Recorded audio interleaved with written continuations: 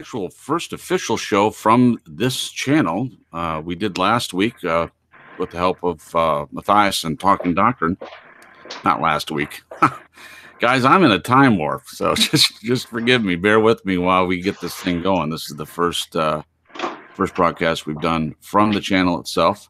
So we're still getting some things lined up and in order. And but we welcome you all tonight to this awesomeness that we're going to experience.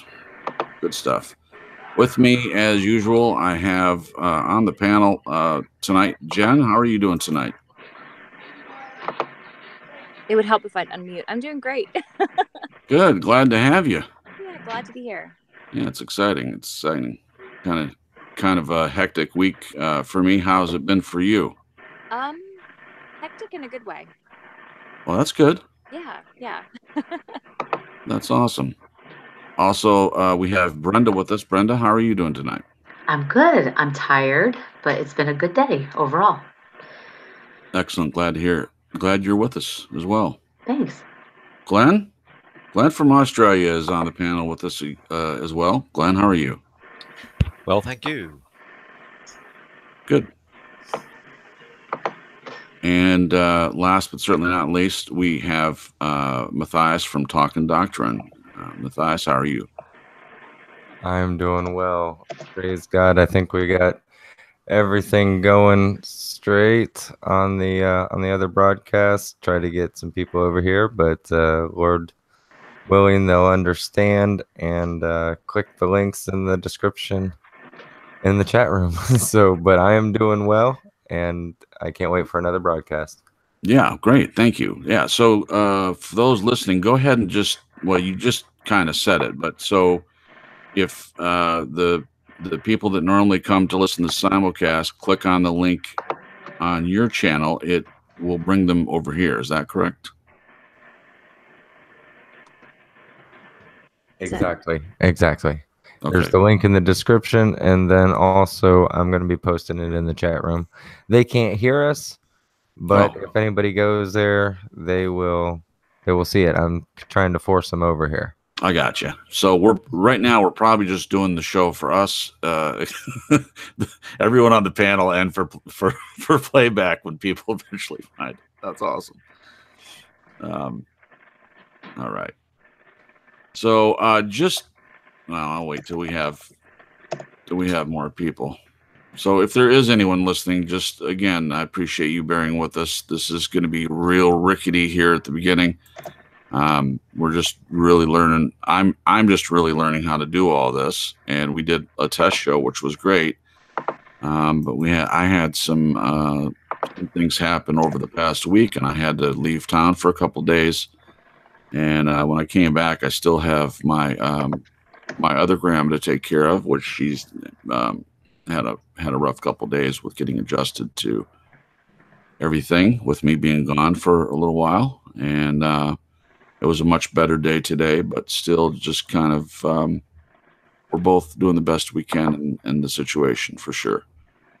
But here we are, and I have the other channel open. So which channel is the right channel that we're on? That we're on? Yeah.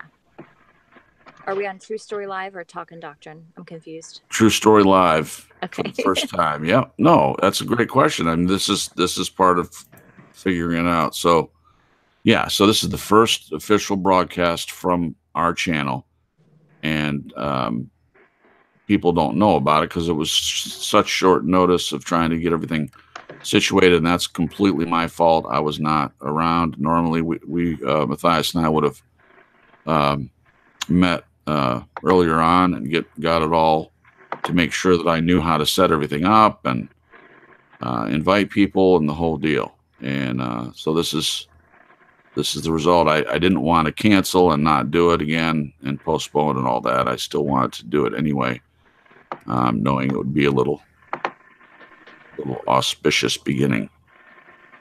Sweet. Yeah. So he's got the link up. He's got the link up in the chat room on Talking Doctrine channel. So all anyone has to do is click on that. It'll bring you right to it.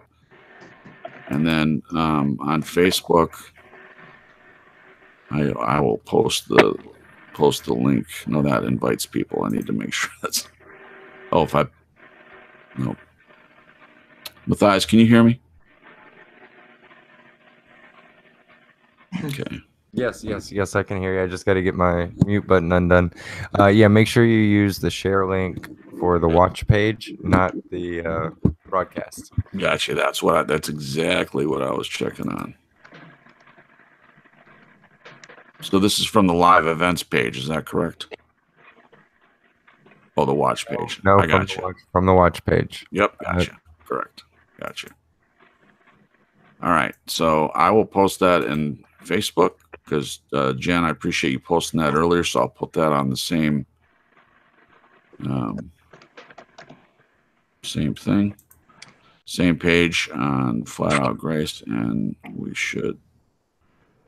that should be okay.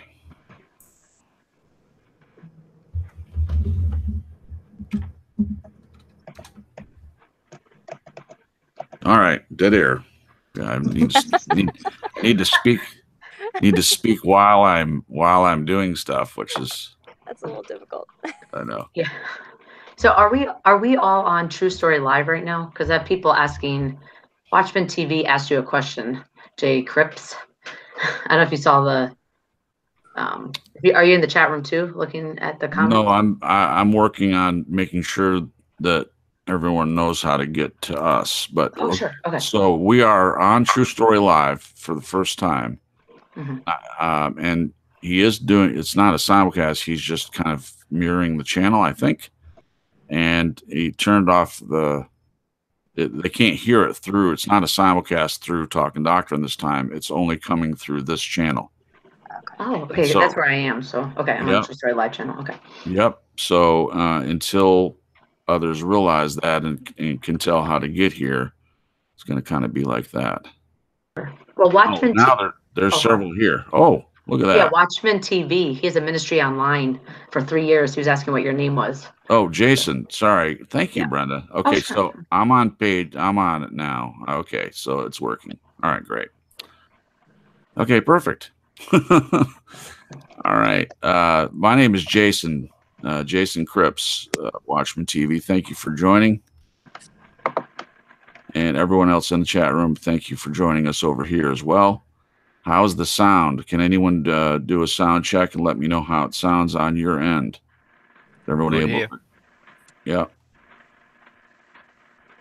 Everyone able to hear me in the chat room? Cupcake Puppy. Hello. I'll just say hello to people. Be paid. Hello. Watchman TV. Hello. Thank you for your question. Cupcake Puppy, which, by the way, I said was one of the best names for a band I'd ever heard. That's awesome. Levin Destroyer. That's not bad either. We could do a talent show with those being the first two bands that play. That'd be Levin Destroyer and Cupcake Puppy for one night only. Whoa. Be paid. Be paid would be the rap section, maybe.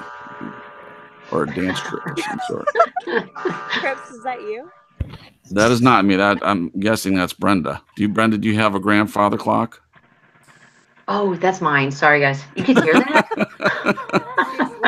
Yeah, if there's noise in the background. What'd you say, Glenn?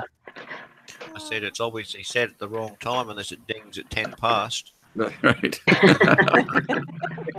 Right. Yeah.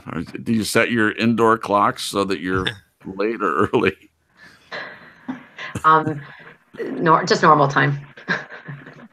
Right, but it's 10 after though, is what we're saying. Right. I'm sorry, Glenn. It's an older clock, and sometimes it falls behind a little bit. This must be an American clock. It must be. Always late. No, I'm just kidding. Oh, that's hilarious. Hey, Jason, I've got a question for you quickly. Sure. On my chat box, I can't see what you were saying. Am I meant to click on that link too, am I? You've already clicked on it in order to be on the panel, but that's a separate link than the one to listen to the show. Okay. So there's two links up there for me to see the chat. in its Okay. entirety, which one do I click on? I'll, Because at the moment I'm I got can Jan, send you. Jan can- and Talk and Doctrine, and the last point I got was Jan saying, "Good to see all of you." That's it. Okay, no problem. I'm glad you told me that. So that's what we're trying to do. I So, think that's where we're at. okay. So I'll, No, that's not where. That's actually in the Talking Doctrine chat room.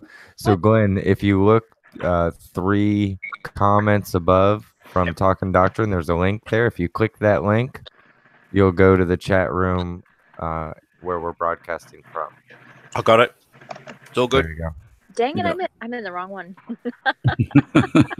Oh, man. is it good? Did it had a better start than this one?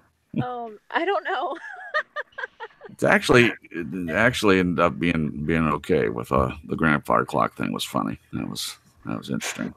After 10 after, it was hilarious. All right, so Glenn, what's our topic tonight, buddy?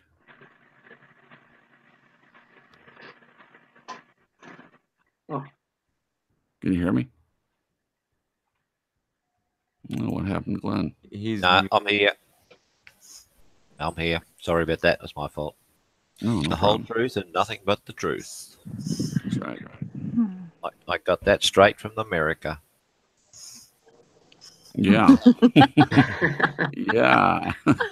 From a fictional TV show, probably, right? Like a Perry No, Mason or something. Isn't the swearing in ceremony when you put your hand on the Bible or give an oath in court?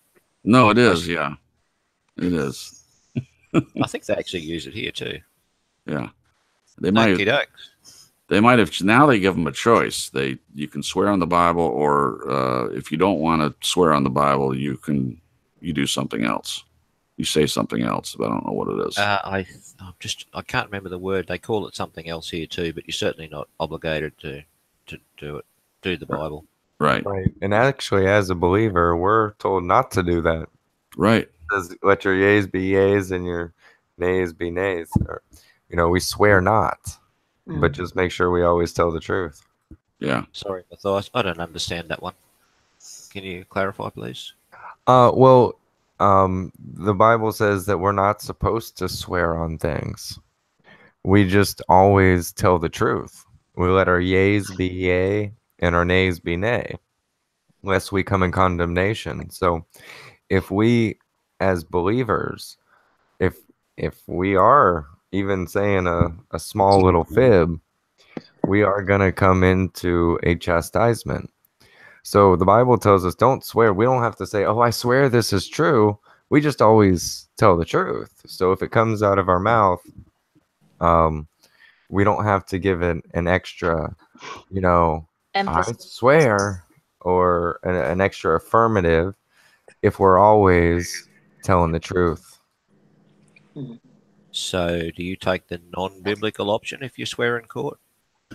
Actually, when I was in court, I did. I was planning on saying that I will not swear on the Bible according to the Bible. It's James 5:12 is the verse, and I was just going to quote the verse.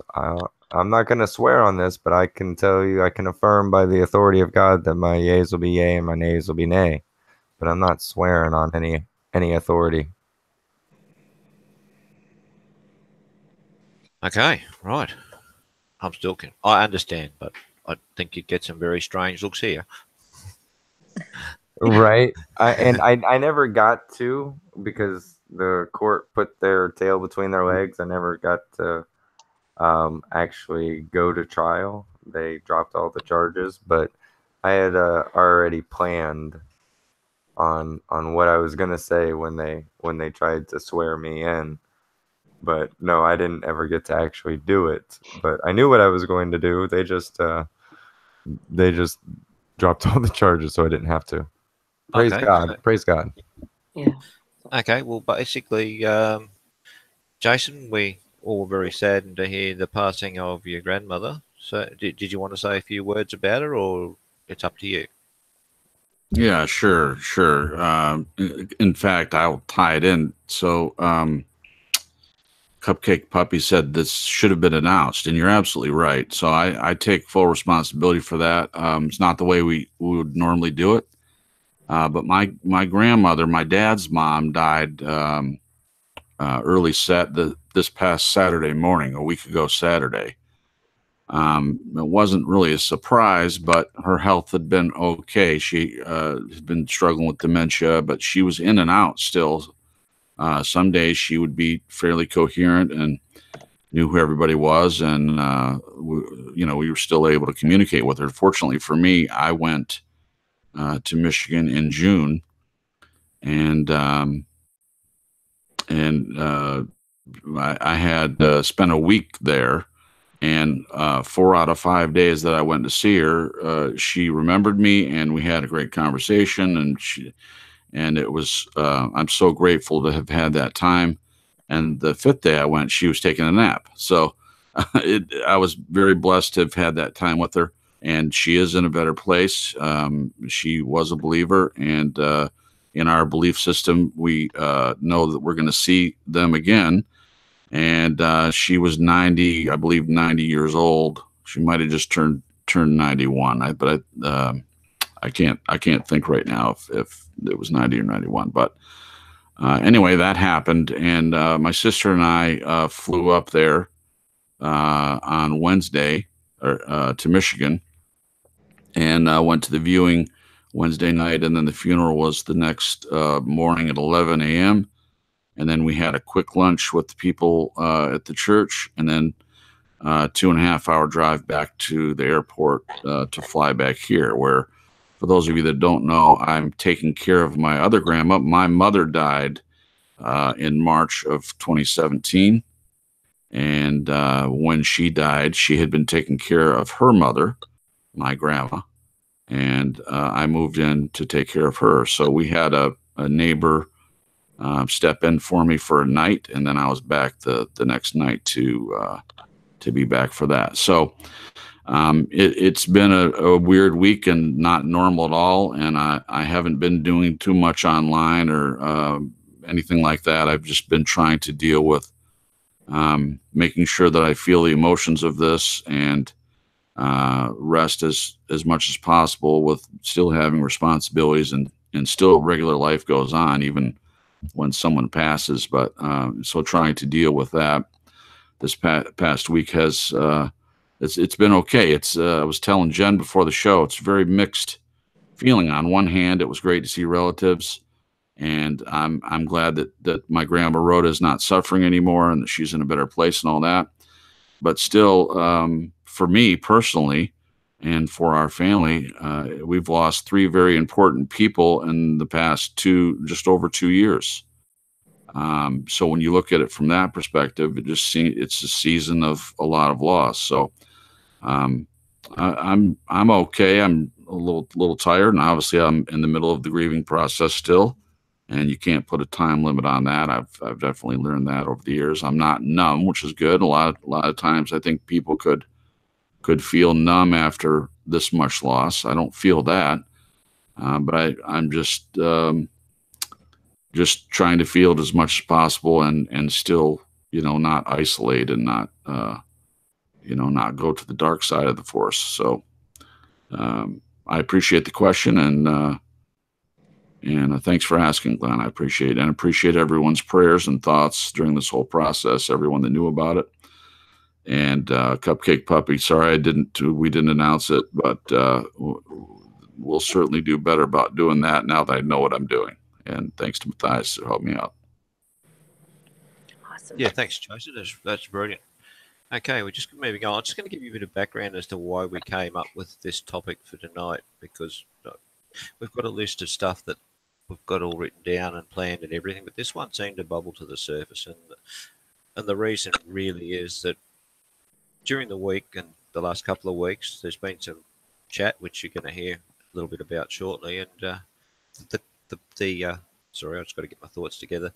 The whole sort of scenario of being true to yourself has really sort of come to the fore, and even within that, we've been having a chat about, well, where's God involved in this picture? So when we just read that, you can see that what's the relevance of truth in our lives and relationships, and we've realised, everyone that we've been speaking with has realised how important it is. So that's why we've allowed it to be an open show this evening, basically so that if anyone wants to respond when they hear some things that will be said shortly and come up with their own stuff, that'll be awesome. So if everyone's okay, do you mind if I take it to the next level and we'll introduce Jen, who's been right at the forefront of all this, to share a little bit of her story first before we go any further. Jen? Yeah, I'm good. Go for it. Oh God. It's gonna throw me in there. Oh gosh. Okay. So I, just through conversations, you guys can hear me okay? Mm-hmm. Um, through conversations about being true to self, just realizing that I've spent a lot of time in my life censoring myself, which I think censoring to a certain point is a good thing. But I grew up in a family where, not that it was necessarily taught to people please, but I just learned it by watching the family around me, and didn't realize that it kind of morphed into a very dysfunctional and unhealthy kind of situation. And it's just carried on into my adult life, into my relationships, into my marriage, and I just didn't even realize it. And that just bleeds into a lot of things. It bleeds into self care. People pleasing can sometimes morph into sacrifice, and not that sacrifice is bad, or doing for others. I'll use that word. Doing for others is bad. It's actually a good thing. But when you put yourself on the back burner to an extent that I had, it can be very self-destructive. So I don't. So, Jen, how have you found this process of the last couple of weeks? For you, has it been emotional? Has it been confronting? All of the above, or just how would you describe it in that sense? Definitely all of the above. Confronting, emotional, like really, really emotional. It takes a lot of really just digging into yourself and kind of being honest about some things maybe you glossed over. I had no idea how much I'd put myself on the back burner, and just self care out the window, um, just to the point. And I'm not trying to sound dramatic, but this is actually where it went, to the point where, you know, I just kind of didn't know myself anymore. I know the people around me incredibly well. I know my husband incredibly well, but when it comes to sitting back and saying, okay, what can I do for myself, or what, not in a selfish way, but just in a healthy way, I just was at a loss. So, it's been really emotional realizing that I had neglected myself so much, and also very, just, I'm trying to think of the word, realizing that I can't love people to the extent that God would want me to love people when I'm not loving myself.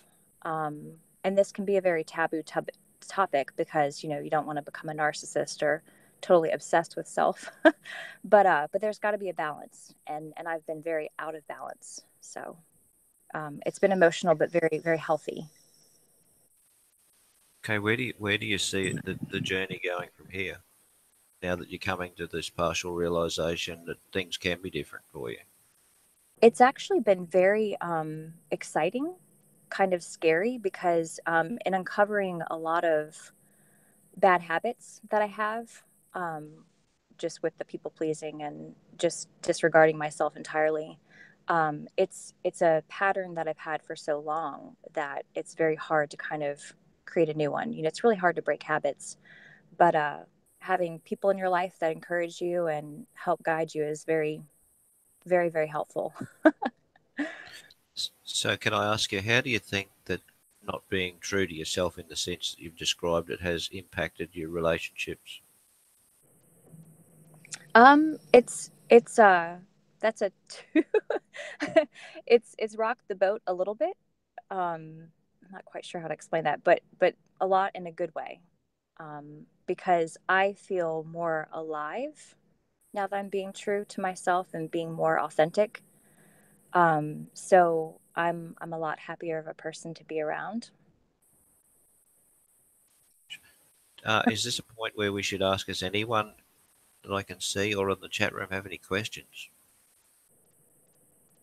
Any questions, or has anybody else dealt with this kind of thing? Yes, Or, no, exactly. yeah. Are you the only one? I I'm don't the only think so. one. Jen, I know I have to, I can put my hand up here because I did it in my first marriage and it was an abominable disaster.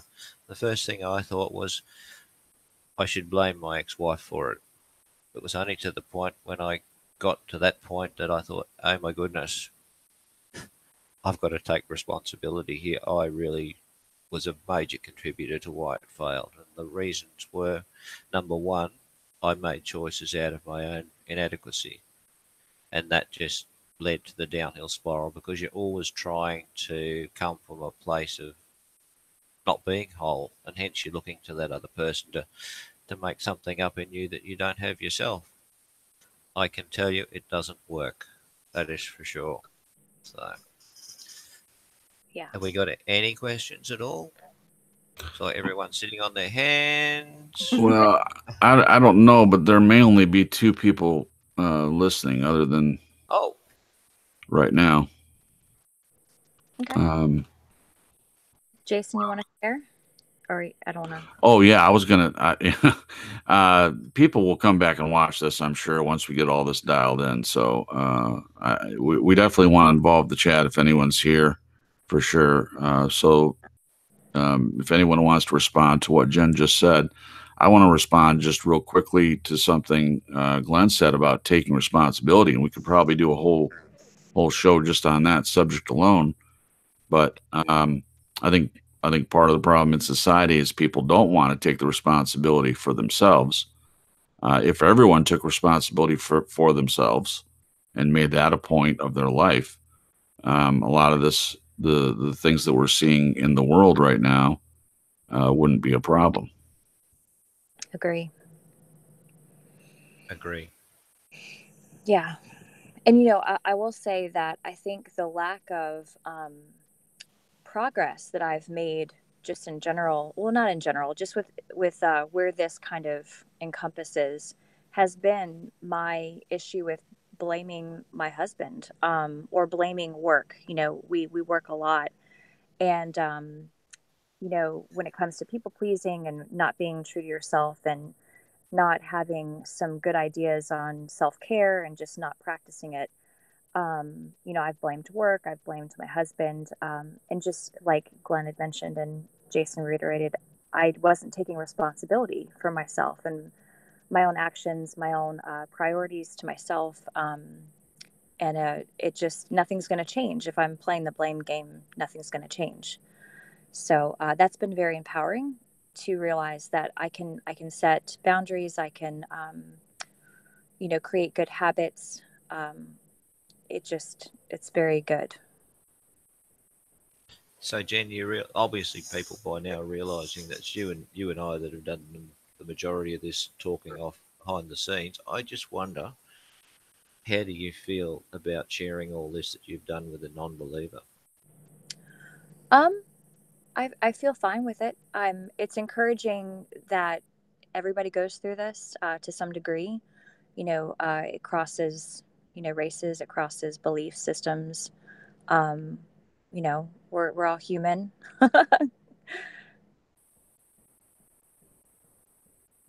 You there? stopped. I did. Is that the dark side of the force? No, it's been good to share it, because we're both people, we've both been through things, and it's encouraging to share with anybody. So you made a statement, and obviously from my personal perspective, I don't know much about the Bible. I've got to put my hand up. But you said something there which made me take note, and because what I've heard on Talking Doctrine particularly is a lot of literal type interpretation. And in your case, you said some things which were assumptive to me, and I thought, well, that's got to be really interesting when we discussed about being true to yourself, and that's one of the the questions that we embodied in the description tonight. So, would you like to have a comment about what you said in that respect, please? In And your search. to about what? What about when we spoke about the Ten Commandments and love your neighbor, and then you said, "Oh, well, by inference, God says that you love yourself," and I said, "Well, does it say that?" And I believe the answer was not directly, but it's inferred. Yes. And I actually, if you can keep talking, I'm actually going to find that one scripture. Well, I will say something just real quick, and that is that you asked me about that, and I was saying that it was Jen agreed, but I was saying that it's implied the commandment that Jesus gave while Jen's looking it up. I'm paraphrasing in my own words, but it's the two laws that Jesus passed along are love the Lord your God with everything that's in you, and love your neighbor as yourself. So the inference is that if it's automatically assumed that you love yourself, and you would have to do that in order to love your neighbor. There would have to be some element of that. But the first element being the first law, which is love your neighbor as yourself. And I'm sure Matthias would have maybe something to add to that as well. And just really quickly, I want to welcome Steve to the panel as well. He wasn't here at the very beginning. I'm sure he didn't even know we were doing it because nothing was announced or anything.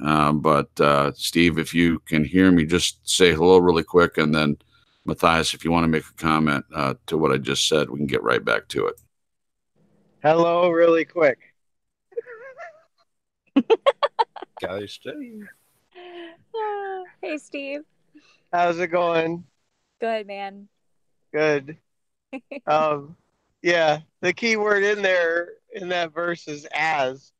So if you hate yourself, how can you love someone as you hate yourself? Good point. So it's not inferred. To me, it's how you understand how the English language works.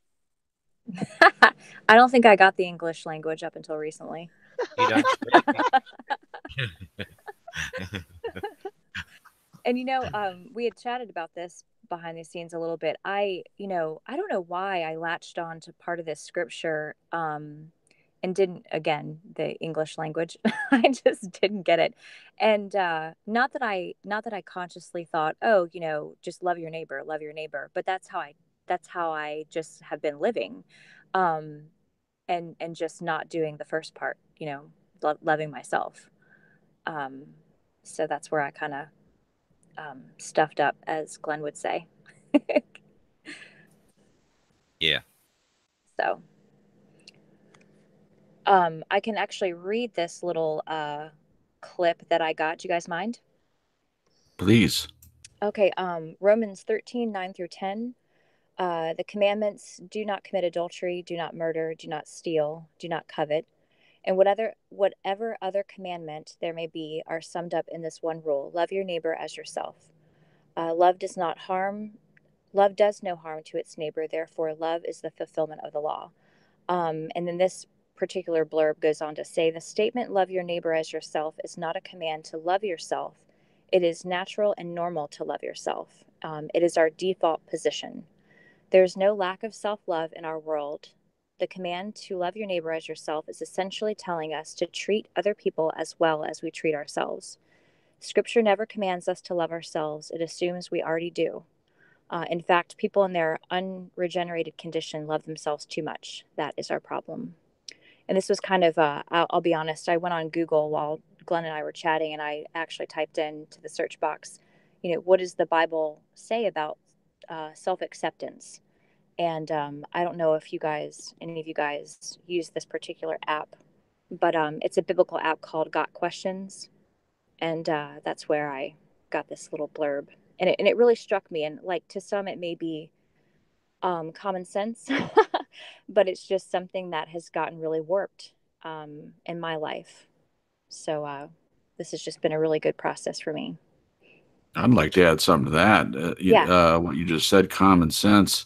it may seem like that it should be common sense, but what I'm discovering as I've dived more into the Bible, especially recently, is that a lot of things we pass it off as common sense, and we brush right past it.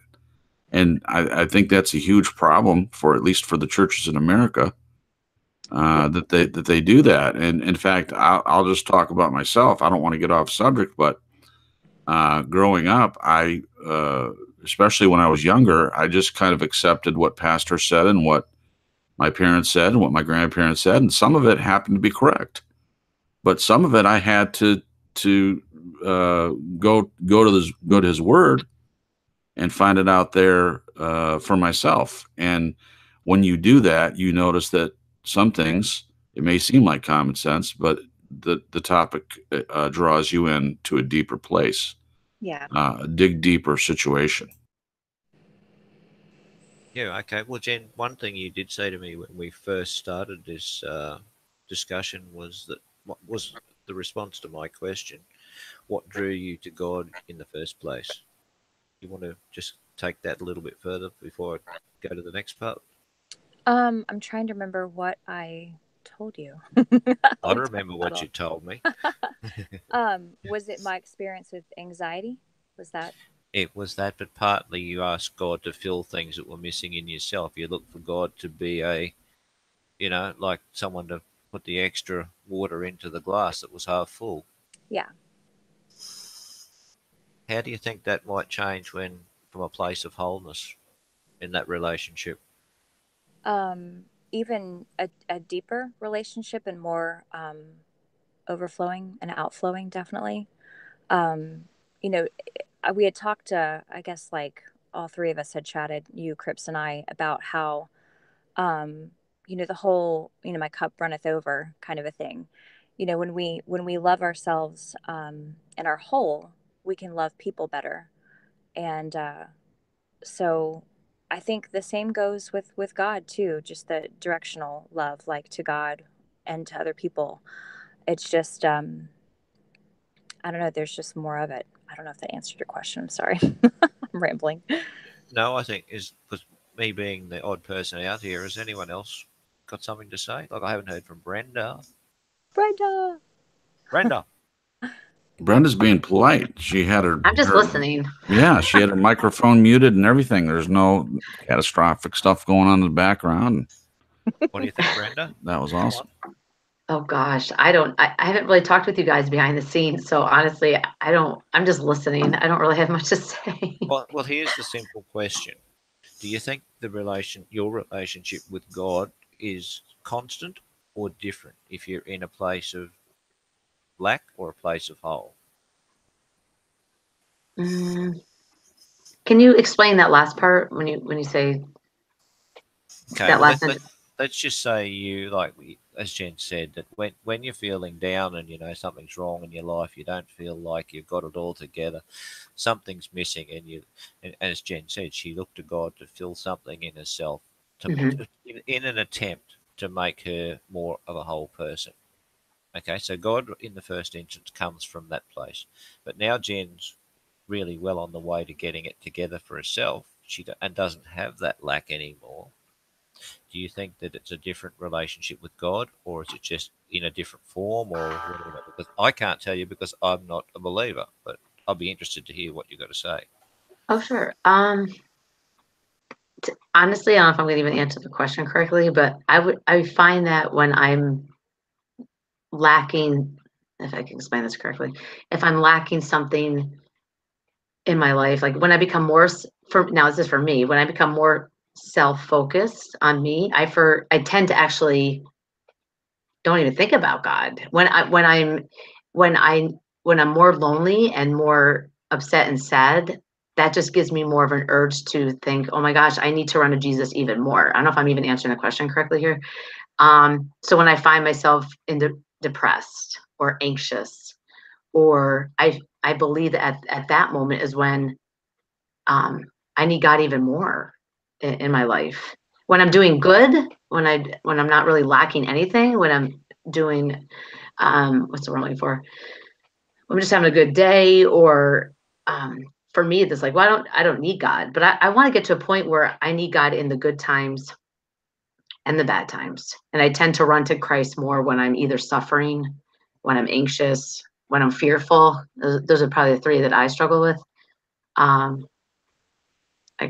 Yeah. No, thanks, Brenda. I think that's a really good thing for us to think about. Certainly for me. Steve, what do you think? Steve. Steve is here. Speak, oh great one. Oh my, no, I am not that. I would say that's a really deep question for starters. And that being well and whole to me defines a solid relationship with God. And for me, when I'm not well, not like sick as in like a cold or something like that, but as in in the person of me, I would say that the more I'm down, um, I'd say generally if I'm really depressed, it's because I'm not focusing on God as I should. And when I do, I'm able to climb back out of that. Okay.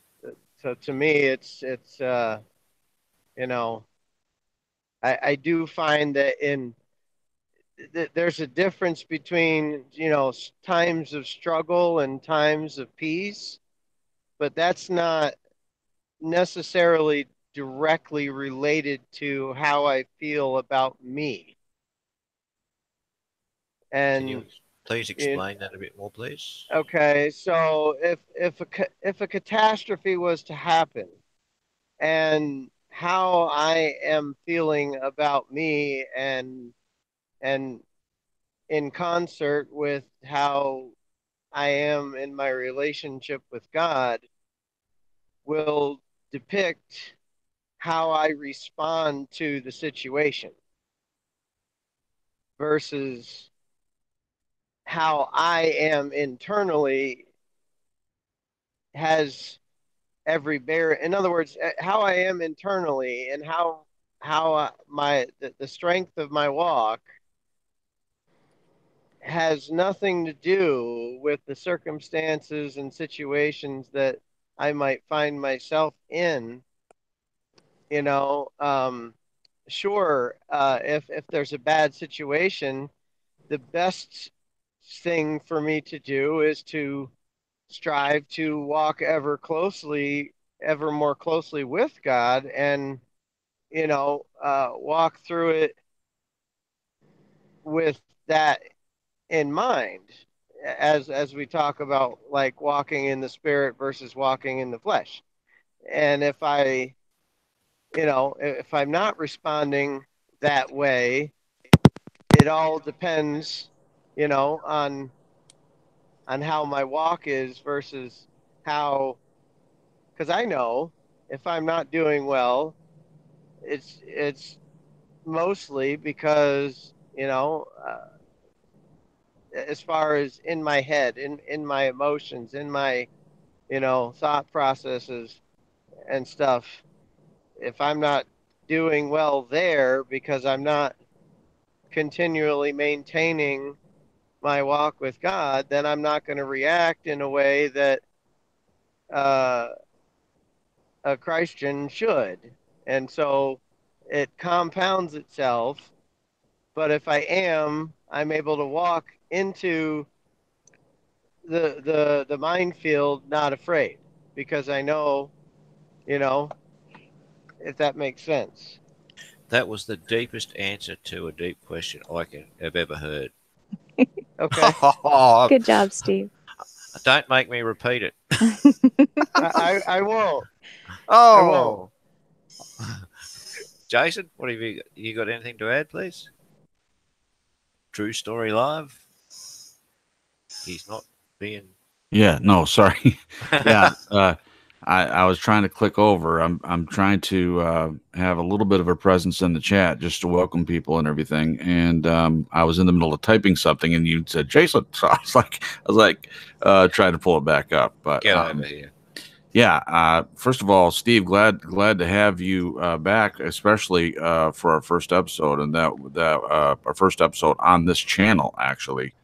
So to speak. And so great stuff. And I agree that your answer was equally as deep. And I agree 100%. Now, I would immediately go back to the first commandment, which is listed first for a reason, to worship God with everything that's in you, all your strength, all your strength, all your strength, all your mind, all your heart, all your strength, all your mind, right? Is that right? I'm not saying it right. Jen read it earlier. Jen, what are the three Heart, things? soul, mind, strength. Heart, soul, mind. Yeah. So I say everything that's within you.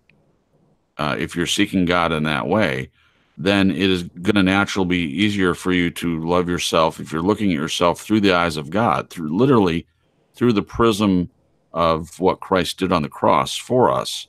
Then you're going to be able to see other people like that as well, and making it easier for you to love others. That's my stance on it, and that's the way I look at it. I'm not saying I'm perfect at it, but that is what I strive for. And Matthias, do you want to weigh in on that as well, sir?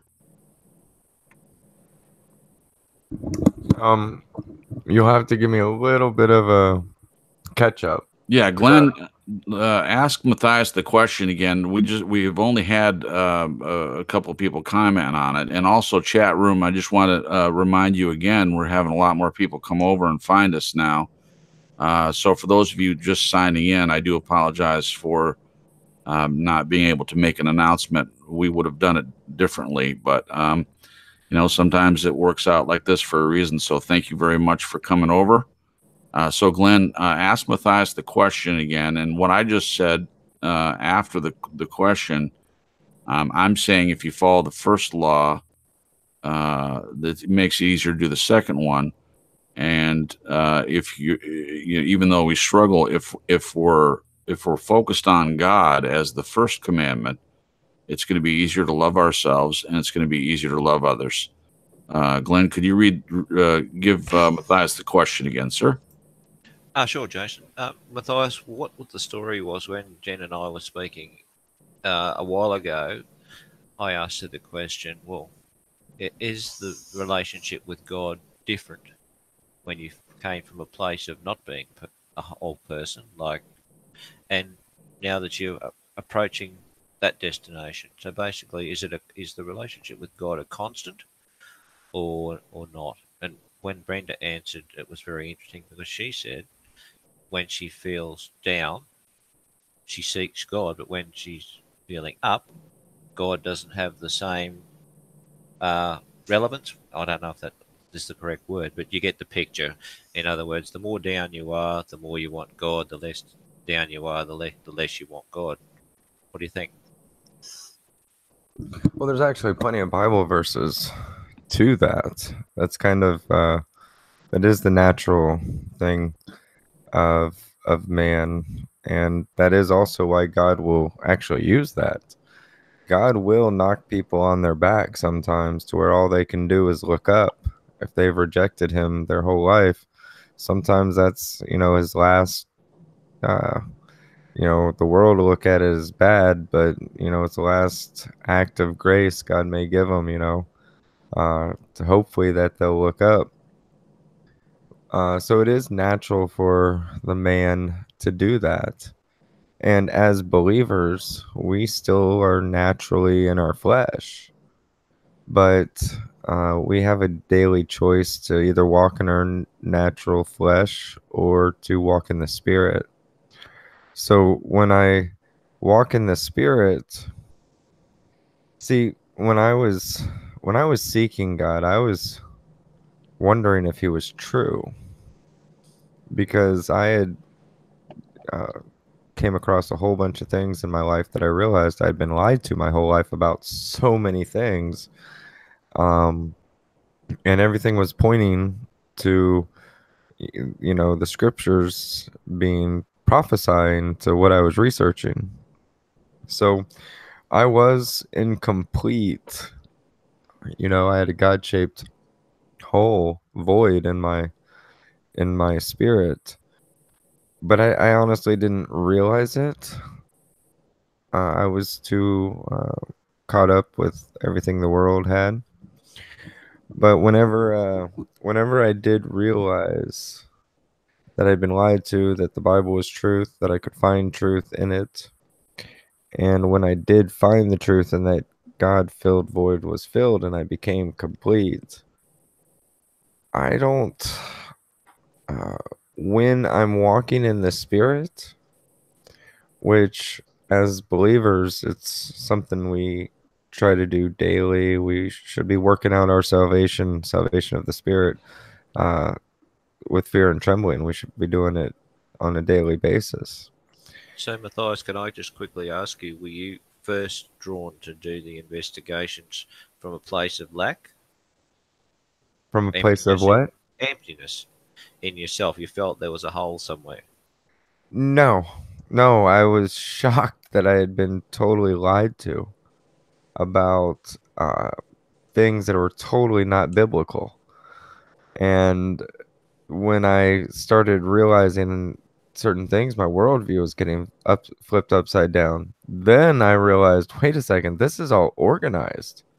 This isn't just coincidental. These people in this part of the world and this part of the world, at the time, I was calling it the globalists, because there's a certain consolidated evil, and they're not doing it they can print their own money. So they're not doing it for the love of money. They're doing it for something much more sinister. And when you start researching all the things that they're doing, it's like, why? Why are they trying to centrally uh, put everything localized?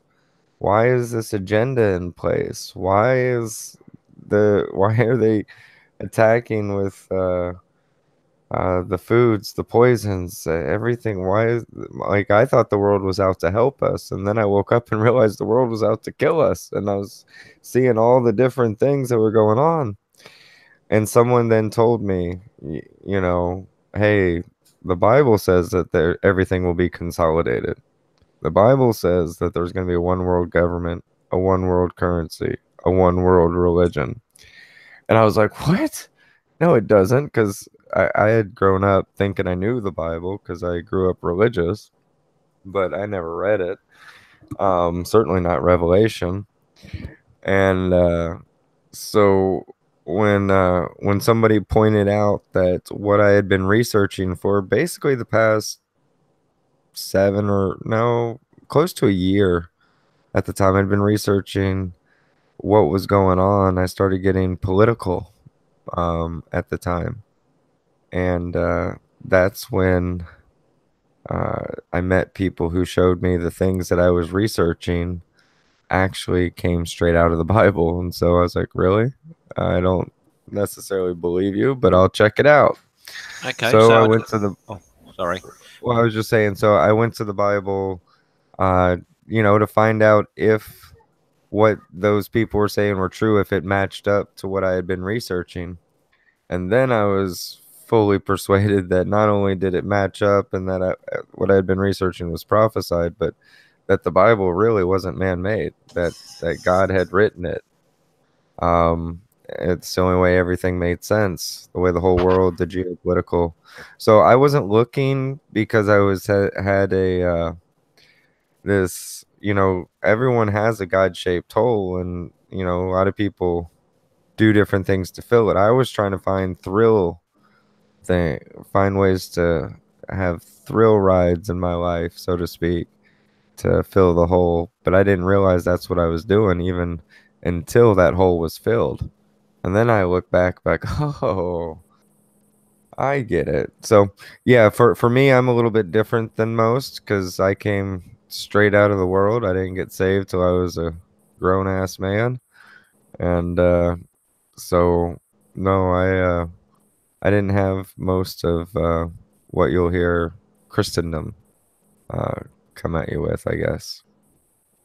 So, do you consider yourself I know this is difficult from a human earthly sense, as to me as a non-believer. Do you feel?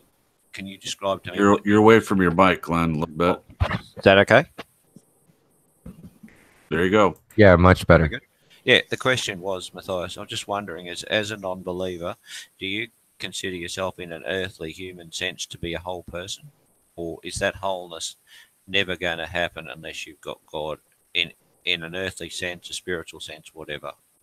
Where you at? Okay, I got you. As a for an unbeliever, will they ever be a whole person? Yeah, they've got the spirit of God in them, but it's dead. It needs to be quickened, be made alive, but it's whole. It's all there. All the pieces are there. Unbelievers are created body, soul, and spirit as well. So they are, they're there. They're whole, but God is drawing every person through that uh, lack of connection. That's a good word.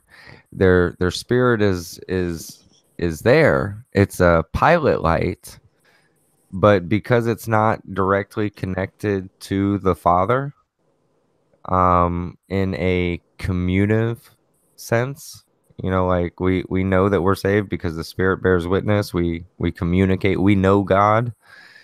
And so it's just not activated, or the Bible uses the word quickened, and that's what being born again is.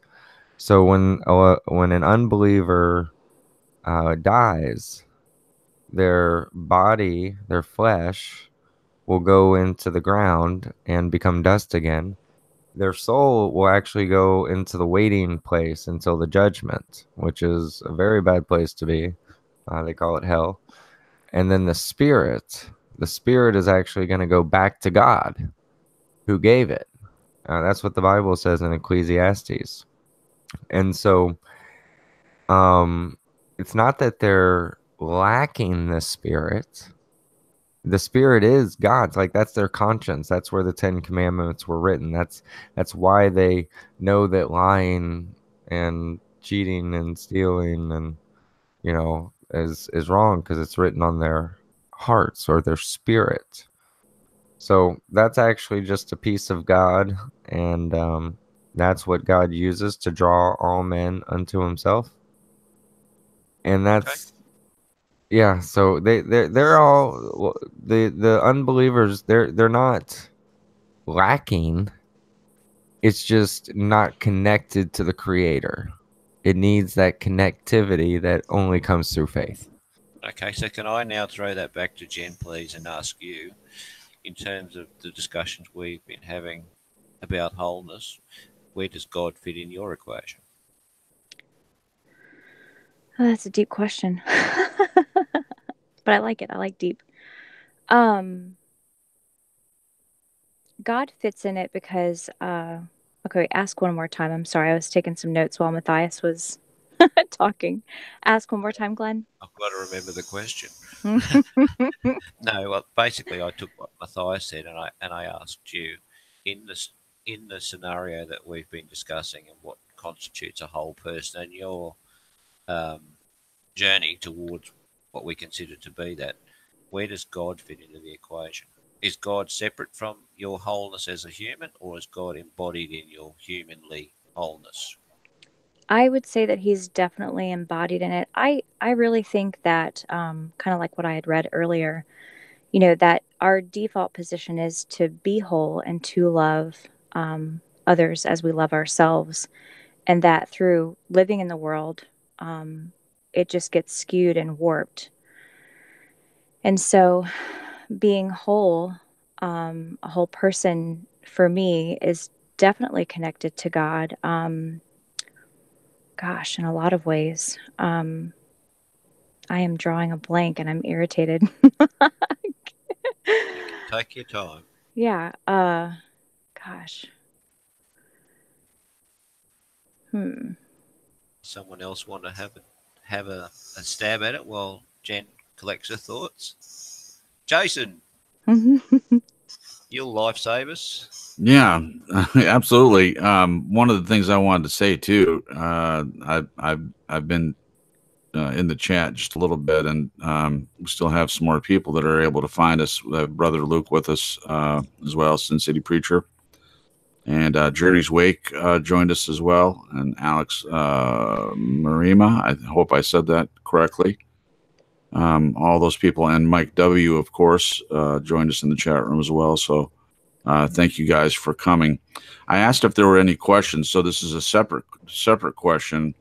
Do we want to ask it now, or maybe I should have stated, do we have any questions that relate to the particular topic? But Mike W had a question, probably for the panel, or Matthias, or maybe towards Matthias, kind of based on what he was saying.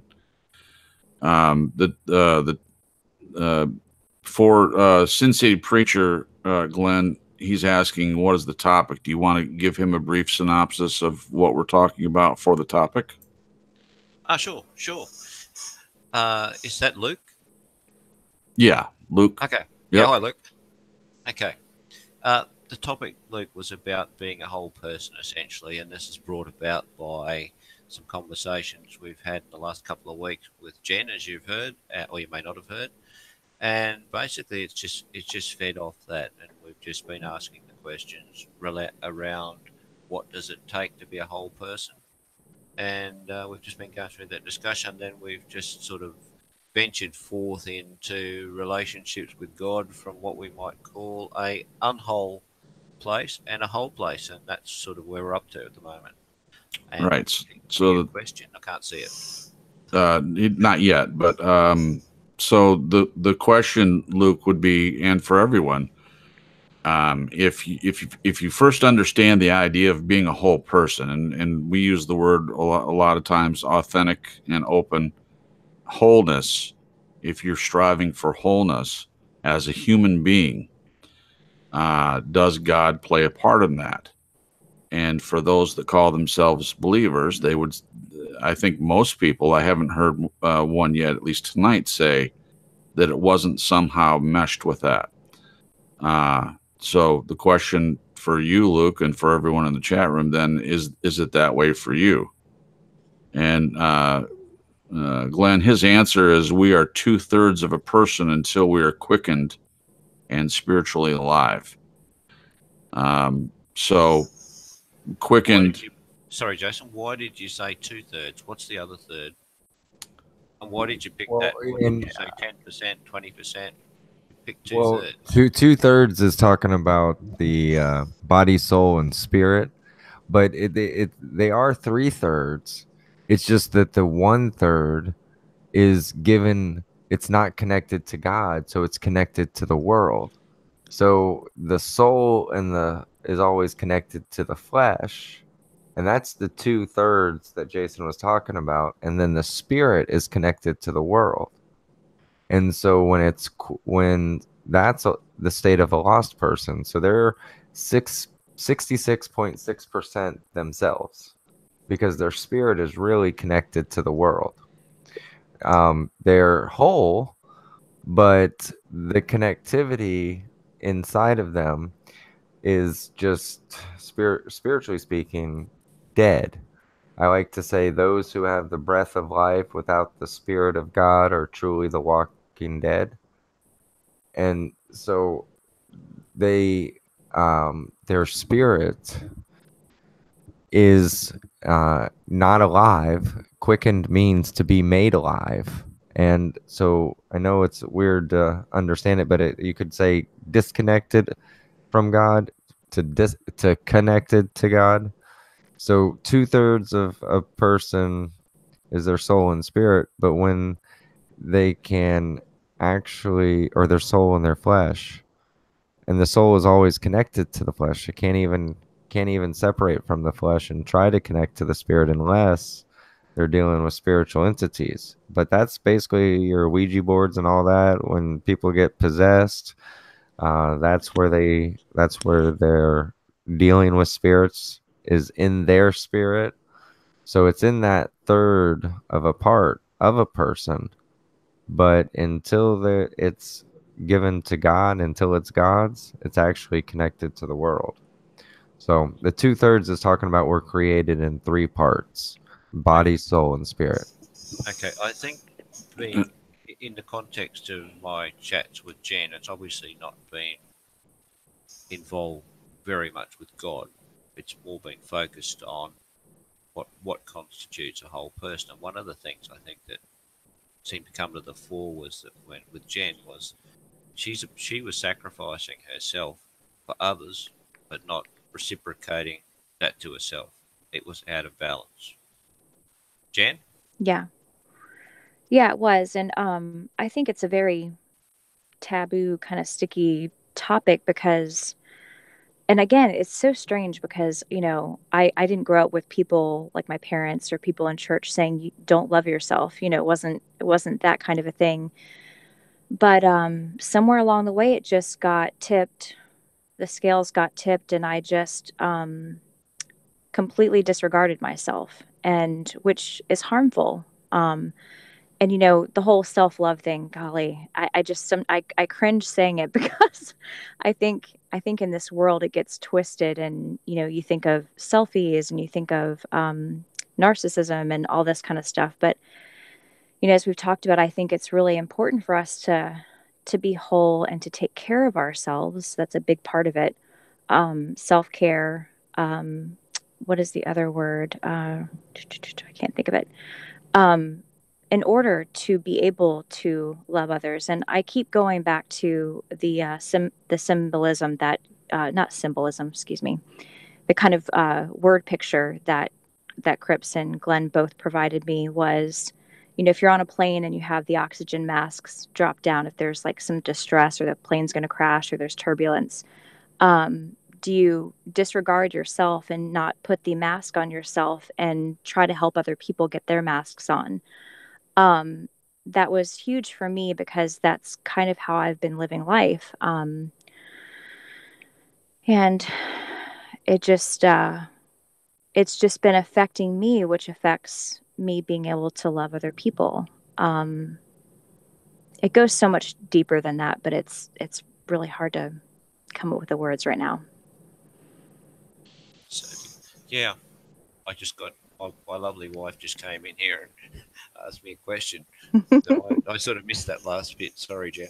Oh, that's okay. I just was sharing the word picture about the oxygen masks coming down like on the plane, and um, how it's very parallel to how I've been living life. Not trying to like save other people, like in the sense of the oxygen masks, but it just is a really good word picture where if you're highly hyper focused on taking care of other people, and I have background issues with codependency and just wanting to fix things for people and save people, and I'm empathic and I feel other people's pain, but more times than not I wasn't feeling my own and addressing my own. And um and I just, it's been very destructive because I've just been disregarding myself altogether, and I don't think, I know that that's not healthy, and I don't think that it's what God wants us to do, disregarding ourselves to that point. So there definitely is a balance. I remember one of the things that we were discussing was the thought that when people ask us a question or we don't tell the truth, essentially, Yeah. that was big. Yeah. Censorship, and with our world right now, with just being in many, many relationships of not wanting to offend people. You guys still there? It went quiet. No, I'm good. Oh yeah. Okay. Still here. Sorry. Muted, I think. Okay, just went really quiet. I was like, wait a minute, did I lose you guys? Crap, what was I saying? What was I saying? I totally forgot. We just spoke about the thought of when someone has a conversation with you, it's you don't be true. You don't Okay, I tell got them. it. Yeah. You gild the lily, or Yeah. just yeah. And it's never been my intent to not be honest, but I just have been calling it censorship, censoring. And again, on one level, you don't want to, be rude. And if you're censoring, hey, I want to cuss right now, that's good censorship. But when it comes to feelings and being truthful and honest in the moment, it's better to be truthful and honest. And what I was doing was I was holding in feelings or emotions or thoughts because I assumed they would be taken the wrong way, or I'd hurt someone's feelings. And in the long run, that just really hurts myself and it hurts relationships. I'm very much a person that does not like conflict. I don't like confrontation. So I kind of turned into this quote unquote nice person, and I tend to not like that word nice. And not that it's a bad thing to be kind, but it was hurting me. It was and hurting relationships by not being honest in that way. And I had labeled it as being, nice or being kind or yeah. So now that we've practiced this for a couple of weeks, how does it make you feel to actually be saying what you feel, as distinct from not saying what you feel? It feels very good and it feels very honest. And freeing, very freeing. So it's good. Brenda, were you going to say something? Yeah, I love what you're talking about. It's funny because I'm totally the opposite, where I'm more harsh and transparent with my feelings. Again, it depends on the people, but I will just lay out my emotions. I mean, I wear my emotions on my sleeve pretty much. And sometimes though, my harshness can come across. So I hear what you're saying, Jen, but from what encourages me about what you're saying is that I need a balance as well. And I want to be kinder and I want to be gentler and I want to be less negative and less critical. And so, in a way, it's like trying to find that balance between Yes. being bold, being truthful, but not with the edge, not with the critical spirit, because that's tends what I lean towards. But it's freeing to be transparent and real with each other, but in a way that's not mean spirited or harshness. So I am encouraged by what you're saying, Jen, honestly. Brenda, that was very insightful addition. Thanks. It just gives the other side of the coin, and I think the word balance really came to the fore there, for sure. Steve, we haven't heard from you. The man in the armor. Steve! Anything? Oh, I think he had to go to work for a few minutes. He said he was going to be right back. I'm He looking might at. be dead. No. Oh, he's good. At least he's going to heaven. Oh, Glenn. Am I allowed to say that? Are you allowed? Yeah, you're allowed. But no, he. Isn't the irony not lost upon you that you got a non-believer doing this? Listen, you haven't stepped out of line yet. I guess there should be a part of me that's waiting for that to happen. Because there are a lot of unbelievers that spend a lot of time to pretend like they're believers. Even you're not doing that. I'm just saying there are people out there that their sole purpose is to get involved with any broadcast, not necessarily just a broadcast that lifts Jesus up or that lifts the way up. But they come in and they befriend people and they get involved in the inner workings of everything, and then they try to destroy things from within. In fact, that happens so often that there would be a lot of people that wouldn't even enter a situation like this in that scenario. I can promise you that I have no fear of that. But you've been on your best behavior. Doesn't mean that you believe all the same things. This is the point that it proves, is that you can get along with someone in an authentic, open relationship and not agree on every point. Now, of course, this is part of where we've come in the show altogether. True Story Live, of starting out where we did and having it be a call-in show, and now this is our first episode on YouTube. And during that whole time, in my opinion, it was all leading us here. It was all practice for where we are now, and you're very much a part of all that. So my point is, I would give you my banking information. I don't think people understand that we know each other outside of the show, and you're not just someone that I met on Facebook and we talked in chat a couple times, and then here we are. It's a lot more than that. So I have full trust that if for some reason, like in this case, I've just had a rough week and I've talked a lot, and it definitely feels good to not be the one in control as far as being responsible to say everything. So it's great. I love it. It's a great first broadcast thus far. So keep doing what you're doing, my friend. But please come back next week. Thank you for inviting me. I sure appreciate that. The savior. No. No one but see how quickly you can get into trouble, though, for sure. Oh. Well, what would life be without a little bit of trouble? Yeah, and Lisa asked a question. Coaster Lisa asked a question. Sure. Was there a troll in the chat? No, this is not yet. This is the first broadcast. So far, everyone that has shown up so far. John, there's a John Wayne in the chat room says, anyone see that SpaceX live stream going on? So he might be trying to draw people over to that. I don't know. I'm just kidding. I'm just kidding, John.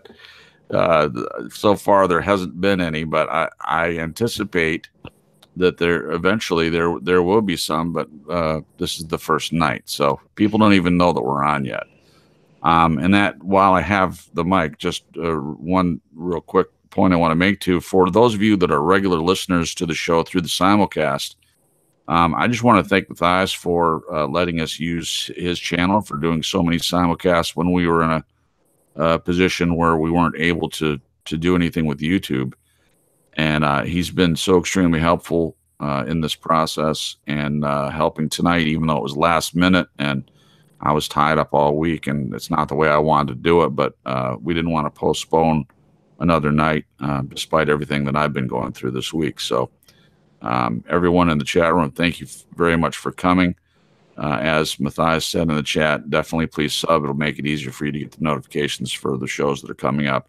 We will be a lot more organized the next week. People have said that the title's not in, they didn't know what the topic was. If you read the description, it does talk about what the topic is, but you're absolutely right. The topic at the top only says True Story Live, and that is my fault.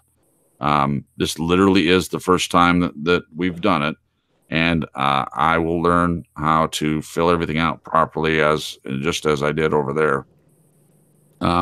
Mike W, thanks, bro. Mike W says, sorry you had a hard week, Jason. Thanks a lot, brother. I appreciate that. It's been going okay. I'm just anytime you lose someone that's that involved in your life, it's gonna take a toll on you, and so that's where we are. But I have people that care about me and that kind of plan the show in my absence, the topic and all that, and so I'm very grateful. Yeah, great, Jason. Is there anyone in the chat room that would like to join the panel for a little while? Is that a reasonable question? Yeah. Hey, Mike. Anybody Mike come W. Come on, buddy. Step it up. Monocle Man. Is he Mr. Oh, he's Mr. Peanut. Mr. Oh, Peanut. oh, look at them. They're all putting their hands up. Look, I can see it. Oh, no. Okay, great, Mike. Cool. Who's going to get the link to him? Quick, do it fast before he changes his mind. I'll send it to him. Depends what you will talk about. What would you like us to talk about, Coaster?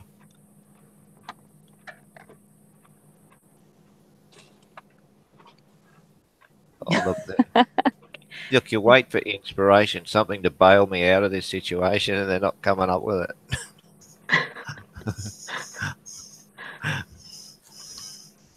Oh, it's a dead spot. Oh, Yeah. somebody say something. Blah, blah. Oh, just if you please excuse me, I just got to bolt for a second. My mum's in the hospital and my brother's calling me, so I'll be right Oh my back. gosh. Yeah, Oh. do your thing, Glenn. No problem. All right. So see, things are happening all the time. They don't life doesn't stop just because you're trying to do your first broadcast. Mike, I sent you the link in the email that you sent me. And you're more than welcome to come on a little bit. And we'll go from there. I'm just thrilled that so many people came over here from the Talking Doctrine simulcast. I mean, so far, I know most of you that have joined. JW, thanks for coming. I've said hello almost to everyone. Coaster Lisa, if anyone has a chance, go on Talking Doctrine and listen to the testimony that she did the other night. It was awesome.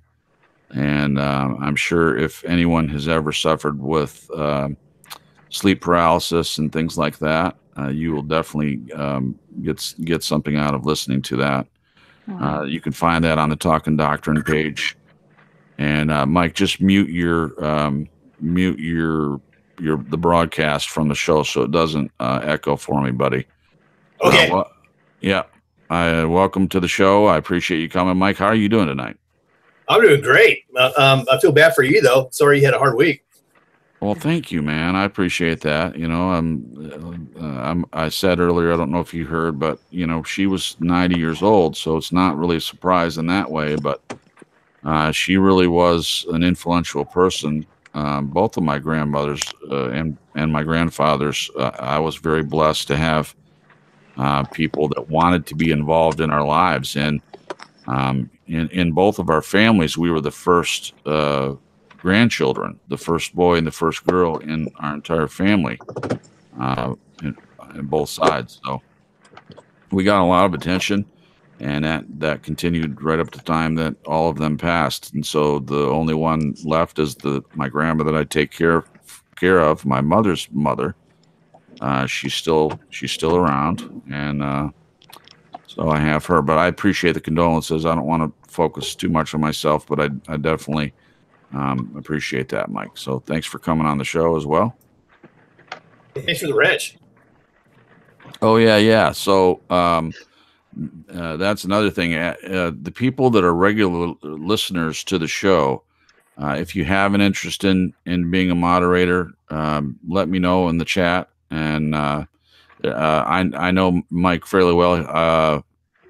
We've talked several times. He's been on the shows and he's been around for a while, so it's no problem, Mike, to trust you to, keep people in line and stuff. And I'm sure I'm similar to Matthias in what kind of things I wouldn't want people discussing. I just want people to be cordial to each other. You can disagree, but just like in real life, the thing that frustrates me more than anything else is that when people disagree, they resort to low blows and cheap shots on each other, and I'm tired of it. So it's okay to disagree. You don't have to agree on things, but let's also just try to let's try to talk about things in a civil manner, because if a few people can do it, we can all do it. Isn't that right, Glenn? Is Glenn back? Is. Yeah, I'm back. I'm good. My mum's not too bad. So, usual stuff. She's got to deal with it all day. It's not fun, but. Hey, Mike, could you give me about a 60-second for myself summary about yourself, please? I was on mute. You 50 seconds? No. I just joking there. I don't know anything about you, so it's good to meet you. And if you could just tell me a bit about yourself, that'd just help me, because I've seen Mr. Peanut before, but I don't know what he's about. Oh, okay. Well, basically, I was born in Santa Cruz, California. I love to play surf music, I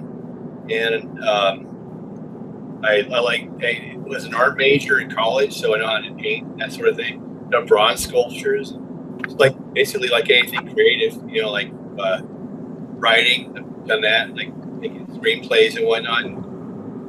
Just basically anything that's creative, but I just like to have fun. That's all really I'm about. Okay, so you're here to have fun.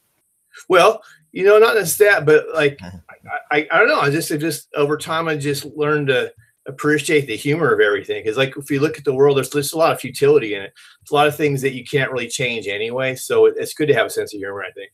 Absolutely. So did you have any comment about tonight's topic, that even if it's not too serious? I don't know. Well, I was kind of confused by the topic, to be honest with you. I think I'm not alone too. A lot of people are mentioning that. Yeah.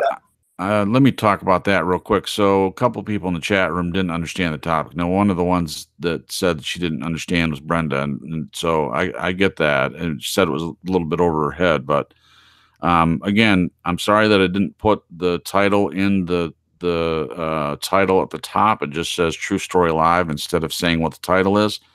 But I did, though, add the description on the bottom. But I guess people don't look at that. So I will certainly make sure to post it more clearly on the next broadcast and state exactly what the topic is. So the topic is, Glenn, one more time, because a lot of people have shown up afterwards. Please go over what the topic is and in a synopsis of some sort. Let people know what we're talking about thus far this evening. That would be great. Sure. No, well, this was all put together pretty quickly because as a result of having some chats with Jen, etc., and the other lady on the panel here, and it was about self-truth, whole truth, all that kind of thing, about what's a whole person, what's the relationship with God, with a person who's in a place of depression compared with a place of what we call wholeness. And wholeness basically meant loving yourself, essentially. Oh, hey, can I give you my Australian accent really quick there, Glenn? If you're prepared for me to comment on it. Very well, you can rate it. You call that a knife? That's not a knife. 2 out of 10. It was worth a try anyway. Yeah. That was polite. The only thing he could have added but didn't was throw another shrimp on the Barbie. So right. Do it again, but then at the end, throw another shrimp on the Barbie. Go ahead, Mike. All right. You call that a knife? That's not a knife. Throw another shrimp on the Barbie. Good day, mate. Oh no, that sounds British. That's not Australian. That's the thing. Yeah. By the way, shrimp, no shrimps here. They're not called shrimps. They're called prawns. He said that for the Americans, so they understand. That's true. That's absolutely true. The thing about the Australian accent, it is relatively hard to do. For someone that does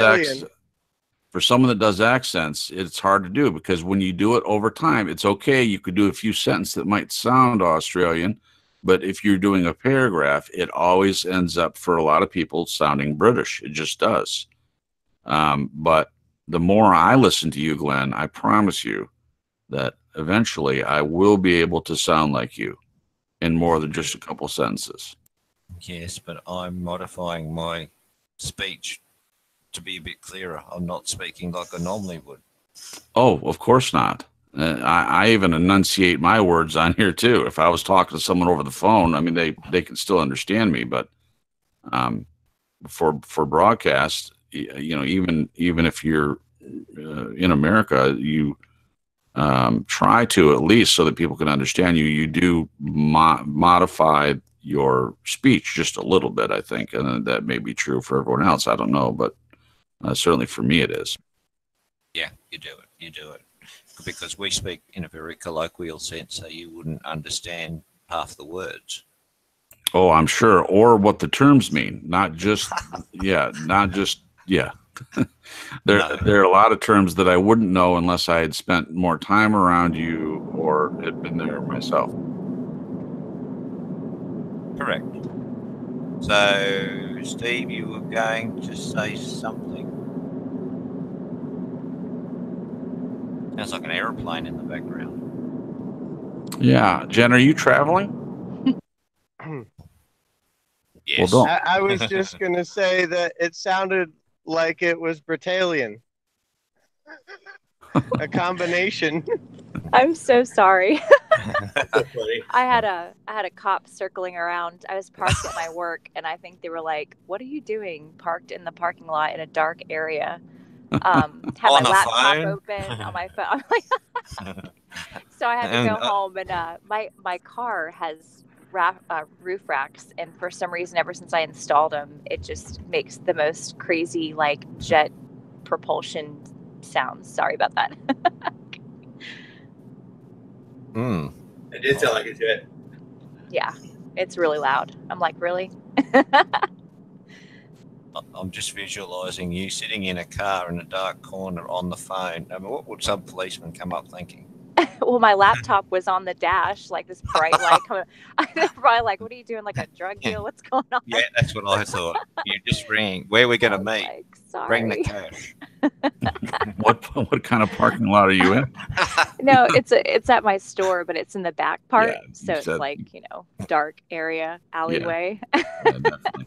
I think it's great that you have a policeman even going by there, and that's good news for your shop being there. Yeah, for it's sure. very, very good. I wanted to get out and thank him, but I thought maybe I'd have a gun or something. Yeah. So. Yeah. Hey, Jason, do me a favor. Can you give Megan a wrench? Where is she? GE Megan. Megan. Yep. Let me find her on here. I'll take care of it for sure. Awesome sauce. So, Mike, did you have anything to add before we got distracted? Yeah, actually, yeah, I did. I was thinking about you're talking about being a whole person, and then you mentioned something about if you're not a whole person, something like depression or something related to that, right? And it's funny you mentioned that because I watched an interesting video about that today, where they were talking about people who have that, like, and then they go on and commit suicide or try or somewhere in that range anyway.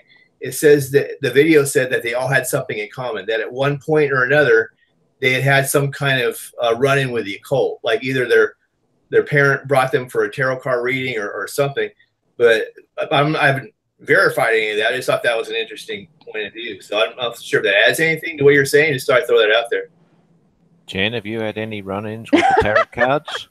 No. The Ouija boards? Ouija boards?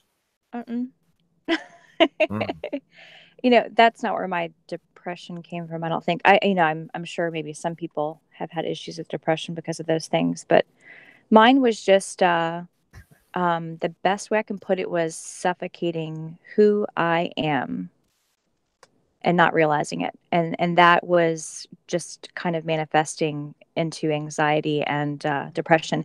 And actually, before the show started, I was talking to Glenn about the last couple of years, I've had some bouts with nocturnal and panic attacks. And, part of me, there's parts of me that do think it was spiritual, but I think a big part of it too was that my subconscious knew that I was censoring and smothering this part of myself, just who I am at my core, to just live life, to get along, to I don't even, there's so many different factors that have I've allowed to squeeze myself out in a way, so that there's like, I was telling my husband that I'm just like a shadow of myself. And I don't know if anybody can relate to that, but just not allowing me to be me on a whole sense. And I didn't realize that was what was going on. And I really do think that had something to do with, a big part to do with anxiety and depression that I was feeling. And I didn't realize it, you know, and that's one of the reasons why I don't think it was addressed correctly and gone. So. Yeah. So, And let Jen, me, sorry, Jason, do you, just for Jen quickly, and I'll shut up. Jen, do you think this is, do you think it crept up on you like insidiously, and then one day you just sort of got to the end and all of a sudden it just went bang and it all fell in a You hole? know, it didn't come to the surface until I started having some conversations with you and Cripps, because it definitely insidious. I didn't know that was I mean, I knew, like, you know, I'd have these like meltdowns every once in a while, to where I just knew that I wasn't just taking care of myself, you know, whether it's spending time with God, whether it's hanging out with family, whether it's exercising, you know, stop working. Like, I worked so much, and um, it's just all this other extra peripheral stuff was taking over, and I just was suffocating. And I kept kind of like glossing over it. Like, I'm fine. You know, I just work a lot. I should be happy.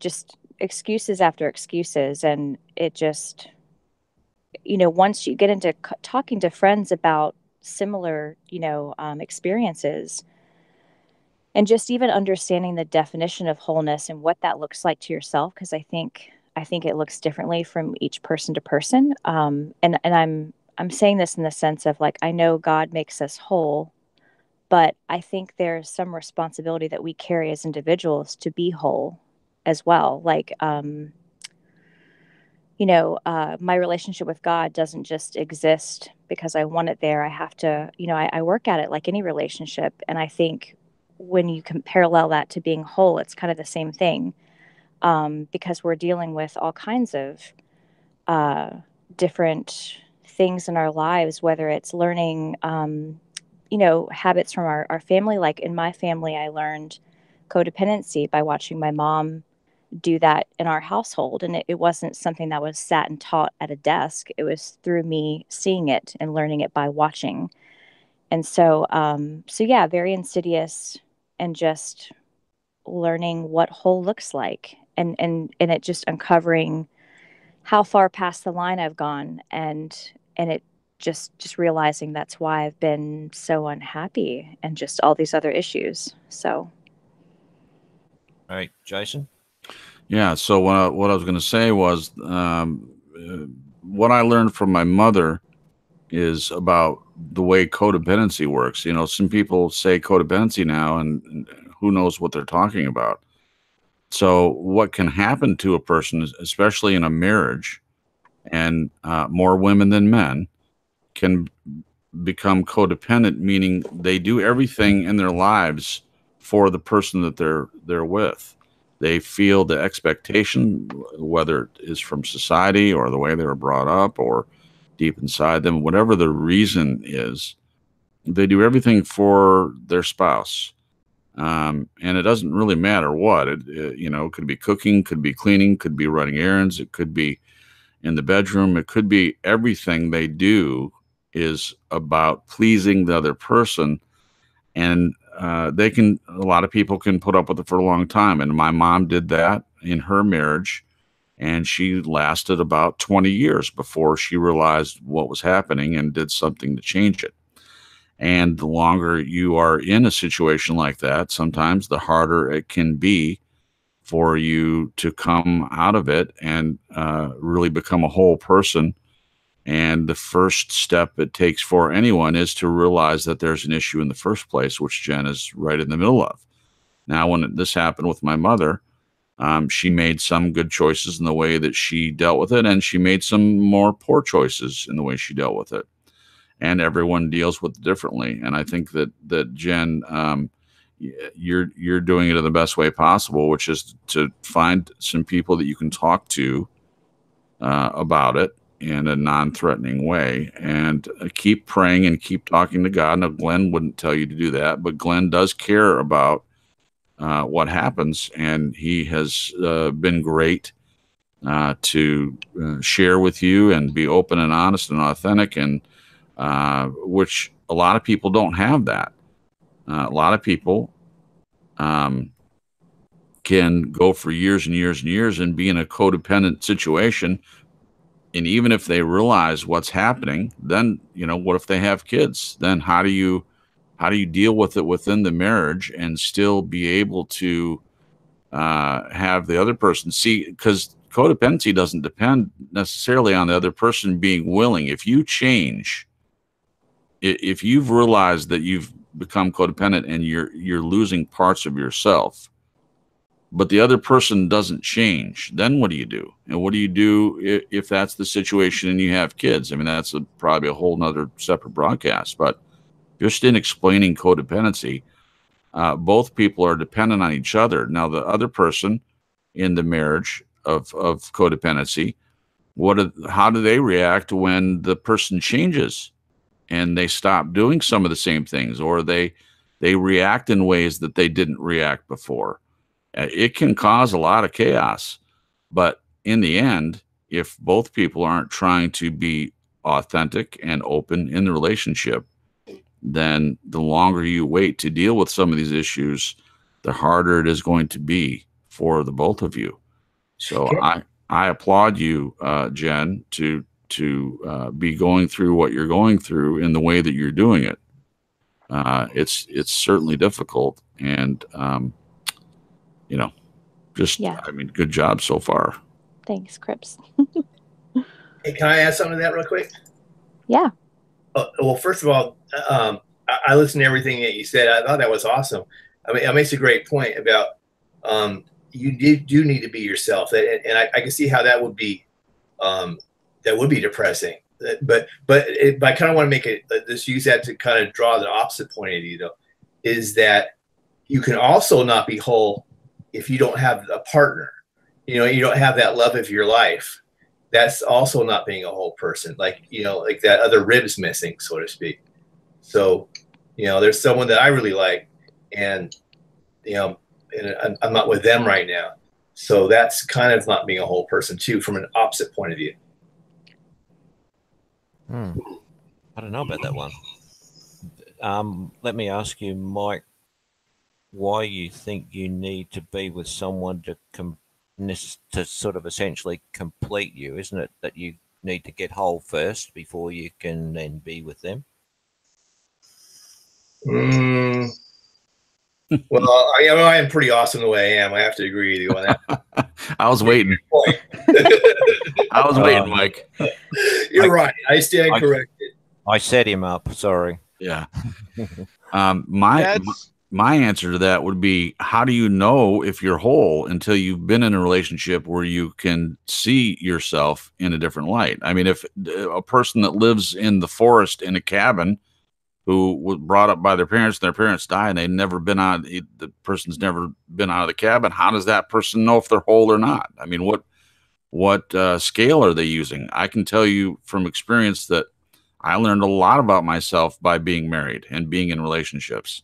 I was able to see myself in a different way because of, listening to what the other person said, how they react to me, how they react to the way I say certain things. And really, if you're not in a relationship, how do you know? Good point. So, Jen, we had the little chat about looking in the mirror. Would you like to make a comment? I'm still confused on that one a little bit. Well, when you're attracted to a person, are they a mirror image of you? When I was attracted to my husband, I was, and I think a lot of people do this, I was kind of looking for someone who had the strengths that I didn't. And I think that's normal to want to kind of be with someone that's stronger in areas that you're not. But the mirror thing, I know we've talked about so much stuff, it's hard for me to keep track in my brain. Where's my notes? Why don't you go into that, Glenn? Explain. No, well, when we first spoke, we talked about, or you spoke about that you had some issues with codependence. So the question I said was, if you looked in the mirror, did you see a reflection of yourself? And that's what Linda, Jason's mum, told me, that if you walk into a room and there's 50 people there, your codependent radar is going to pick them out every time. It's just like you're looking for that, basically, as I said, the mirror of yourself. And that was the question. When you're attracted to someone from a codependent place, you're going to get a codependent. Ah, gotcha. Okay. Yeah, and that's definitely the case.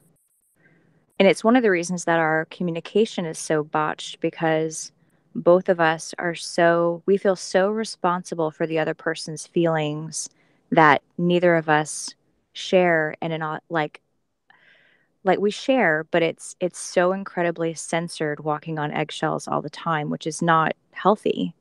And a lot of times we don't say the things we need to say or share the feelings we need to share. So stuff gets buried and then it ends up blowing up later, which is really not healthy either. So, it's just learning to be honest in the moment, because there's so many times where I'll feel something or I'll want to say something and I just don't. It's almost like I have a conversation in my head by myself, but nothing gets resolved that way. It also stunts getting to know each other, because we're always changing. I'm not the same person that I was when I married my husband, and he's not the same person either. We're always growing.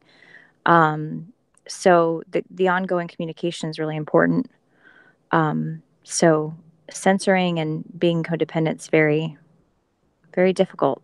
It really plays into the quiet, the keeping things inside, and when they need to be out on the table and it's a loving thing. It's Glenn, you and I have chatted about, it's showing love by being honest, and honesty might hurt sometimes, but the pain and the trouble and the damage is much more if you're not being honest with one another and not communicating feelings and emotions and thoughts. So it's, you've asked me the question, are you doing more damage by holding it in and not saying anything, or by coming out with it, even if it might hurt someone? Not that you're trying to hurt them, but just by being honest.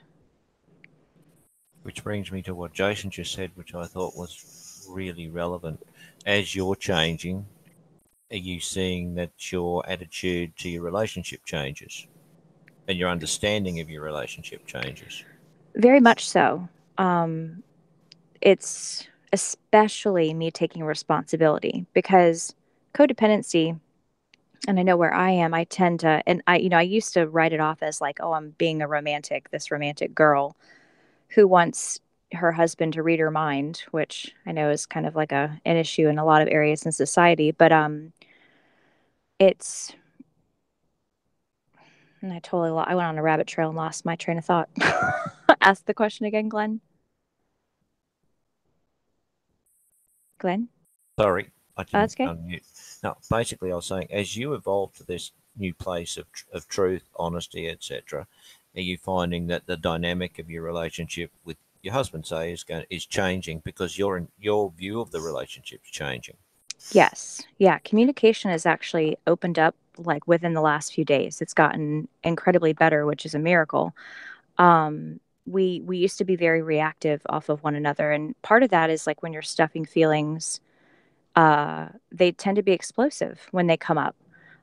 So if you're being open and honest and true to yourself and true to your spouse or whoever friendship or whatever relationship you're in, um, it's so much easier to bring stuff up in a way that's not going to ignite the situation. So there's just been leaps and bounds in our communication, and even in the last couple of days, because I've been able to catch myself and be upfront and honest about all kinds of stuff in the moment. You know what I mean? And it definitely takes practice, but it's definitely making things a lot better, and it's giving me hope for the relationship, because it's been really rough for a while. So would you say this is related, in a very interconnected way with your self-esteem?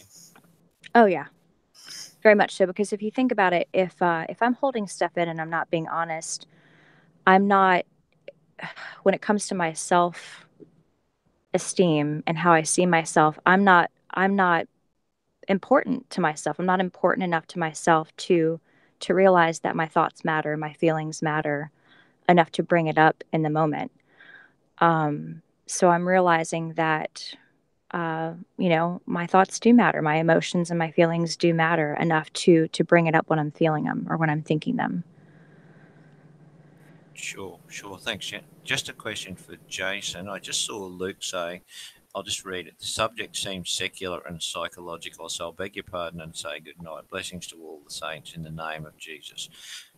Jason, would you care to just clarify, please, what True Story Live's about again? Oh yeah, absolutely. First of all, I understand, Brother Luke, if you want to do that. I can't make people listen or not listen to the show, but True Story Live is we're reaching out to people not just inside our own little Christian circle. We're trying to reach out to others outside of the circle. And I know you weren't listening the whole time, but we certainly have added Christ into the scenario. But not everyone on the panel is a believer. So we are trying to make a bigger point, generally at True Story Live, of proving that we can get along even where we don't agree. We can disagree, and we can still get along well. And frankly, even in Christian circles, we get along on this show in some ways quite a bit better than other ministries do with one another. It's really a biblical model of how we're supposed to treat other people. So I really am sorry that it seems so secular to you. I wish he would have stayed on and explained his point of view, because when you're talking about marriage and communication and codependency, Christians deal with that. I'm a Christian. How is that secular? Yeah. Well, now, just to be fair, Jen, there are some people, some believers out there that think that psychology is a quack science, and there's no reality to it whatsoever, that people just should be able to look at the Bible and be able to get everything they want. And truthfully, you can. But what does a non-believer do if they don't look at the Bible as true? What are they supposed to do? If you go to a non-believer and they're having trouble in their marriage, and they look in the phone book to try to get something to help them, they don't even recognize the Bible as true, or know anyone that's a believer. So what is a person supposed to do if they have trouble in their marriage? God made one last thing. God made everything on this earth for us to benefit from and use. Now, Satan cannot create. He can only twist what's already there. So some of the sciences, not all of them, but some of the sciences are very useful to get people to the point where they can address the issue that's going on. Now, just for you, Luke, though, I will add, it looks like he's going to leave anyway, but he says that the subject is not interesting to him. No one's offended. I hope anyone else on the panel does my voice seem offended? Am I explaining this in a way that's not seem like I'm irritated or anything? Because No, that's not at all, Jason. I just said to Luke, it's fine. We just wanted to give clarity for you that this is what we're about, and it's about inclusiveness. That's the only thing really that right. I want to clear it up. Yeah, so I'm not afraid. The people on this panel are not afraid to say whatever they want. This is authentic and open on this program. But it's not a requirement that every word that comes out of our mouth be spiritual in nature or be about Christ. Now, for me personally, everything is about that. And There are plenty of ministries out there. If people don't want to hear inclusiveness, they don't want to. They don't want to have other opinions to be heard and all that. I mean, there are plenty out there for anyone that doesn't want to be part of this. But what we're trying to do is to be inclusive and to learn how to get along with each other, even if there's disagreement. Because out there, a lot of times that it's not biblical just to treat each other the way that they do in Christianity, in the widespread area of Christianity. I mean, my gosh, people arguing over when Jesus is coming back, to the point of unfriending each other and saying the most ridiculous, slanderous things to each other. So I'm frankly, I have a psychology background. I have a degree in psychology, and I don't throw the whole baby out with the bathwater. There's a lot of things that I learned in psychology and in sociology that have helped me be a better person. So yes, with the Christian perspective, you have to look at everything through the lens of what you know about Christ, and that you know that He is the only way, the only truth, and the only life. But it doesn't mean that there aren't things out there. It's like saying to someone, "Well, I only listen to Christian music." Well, you're leaving out a part of life that God made us to enjoy, and restricting yourself, because guess what? God puts Himself into everything. All Satan can do is twist what God creates. Everything that we're able to enjoy as a human being was created by God. Now, it's not necessarily for you to believe that to listen to the show or to be involved in the show. All that's necessary is that you be open and honest and be willing to have the discussion, be part of the discussion. That's all. Yeah, I saw Luke. Look, it's all good. It's all good. I appreciate you just being here for a start. What you're interested in is you're interested in. Simple as that. But what I was just thinking is that if someone's miserable and they have the opportunity to be joyous, why wouldn't you grasp it with both hands? It takes work. That's it. No, I agree completely. Why would you not look at anyone's offer to help you? If you're a drowning person, it's like the joke. It's kind of a joke, but the guy that's there is. I've heard many different ways it's told, but basically, the guy's on a plane. The plane crashes, and a guy's left in the ocean, and he prays to God to save him, out of the water. And a boat comes by, and he says, "Oh, that's okay." He says, "Do you need any help?" He says, "No, that's okay. I'm waiting on God." And the boat was okay, and the boat leaves. And then a helicopter comes by, and they lower a ladder down to him. And he says, "Oh, do you need some help?" And he says, "No, that's okay. I'm waiting on God." And then finally, some people come up in scuba gear and with an extra set form from the boat that came by earlier. Says, "Look, man, we're here to help you and get you out of the water." He says, "No, that's okay. I'm waiting on God." And the guy dies and goes to heaven. He says to God, "God, why didn't you save me?" And he says, "What do you want? I sent a boat, a helicopter, and some guys in scuba gear. What do you want?" So if you understand that, the point about many things in the world is that even though it doesn't have the big stamp of God on it, it's not a big, huge rubber stamp where you look at it and you say, "Oh, that's from God right there." God is in it. He's in it. And He's in the show. So, you know. We get it. Right. Amen. Amen. Oh, Steve, what have you got to add? Mr. Armor Suit. So, I guess I have a side question on the whole kind of topic of changing from a person who is, there's some noise in the background. I don't know what that is, but Someone putting the rubbish tin out. Oh, okay. Gotcha. It's distracting me. It's my Steve's brain. making his bed again. No, I'm not sleeps with a making my can. bed. So Hey, I Brenda. guess my question is on the whole thing of going from a place of unwholeness to wholeness or authenticity, etc.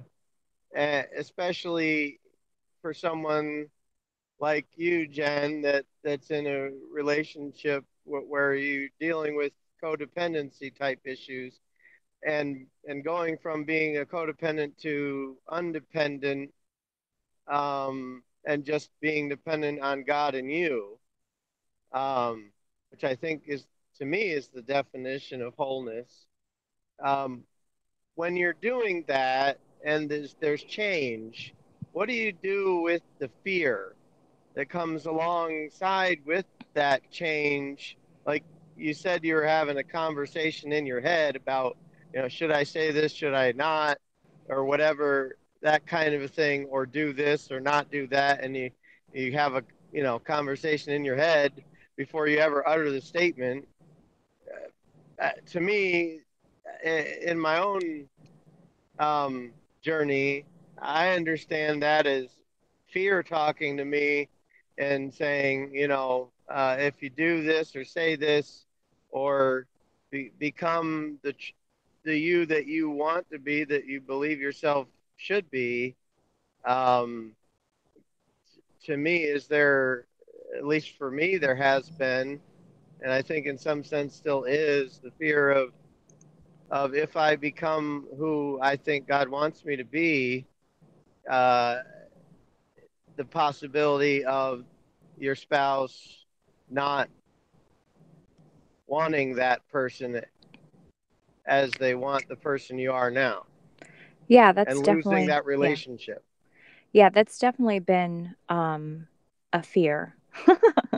And I think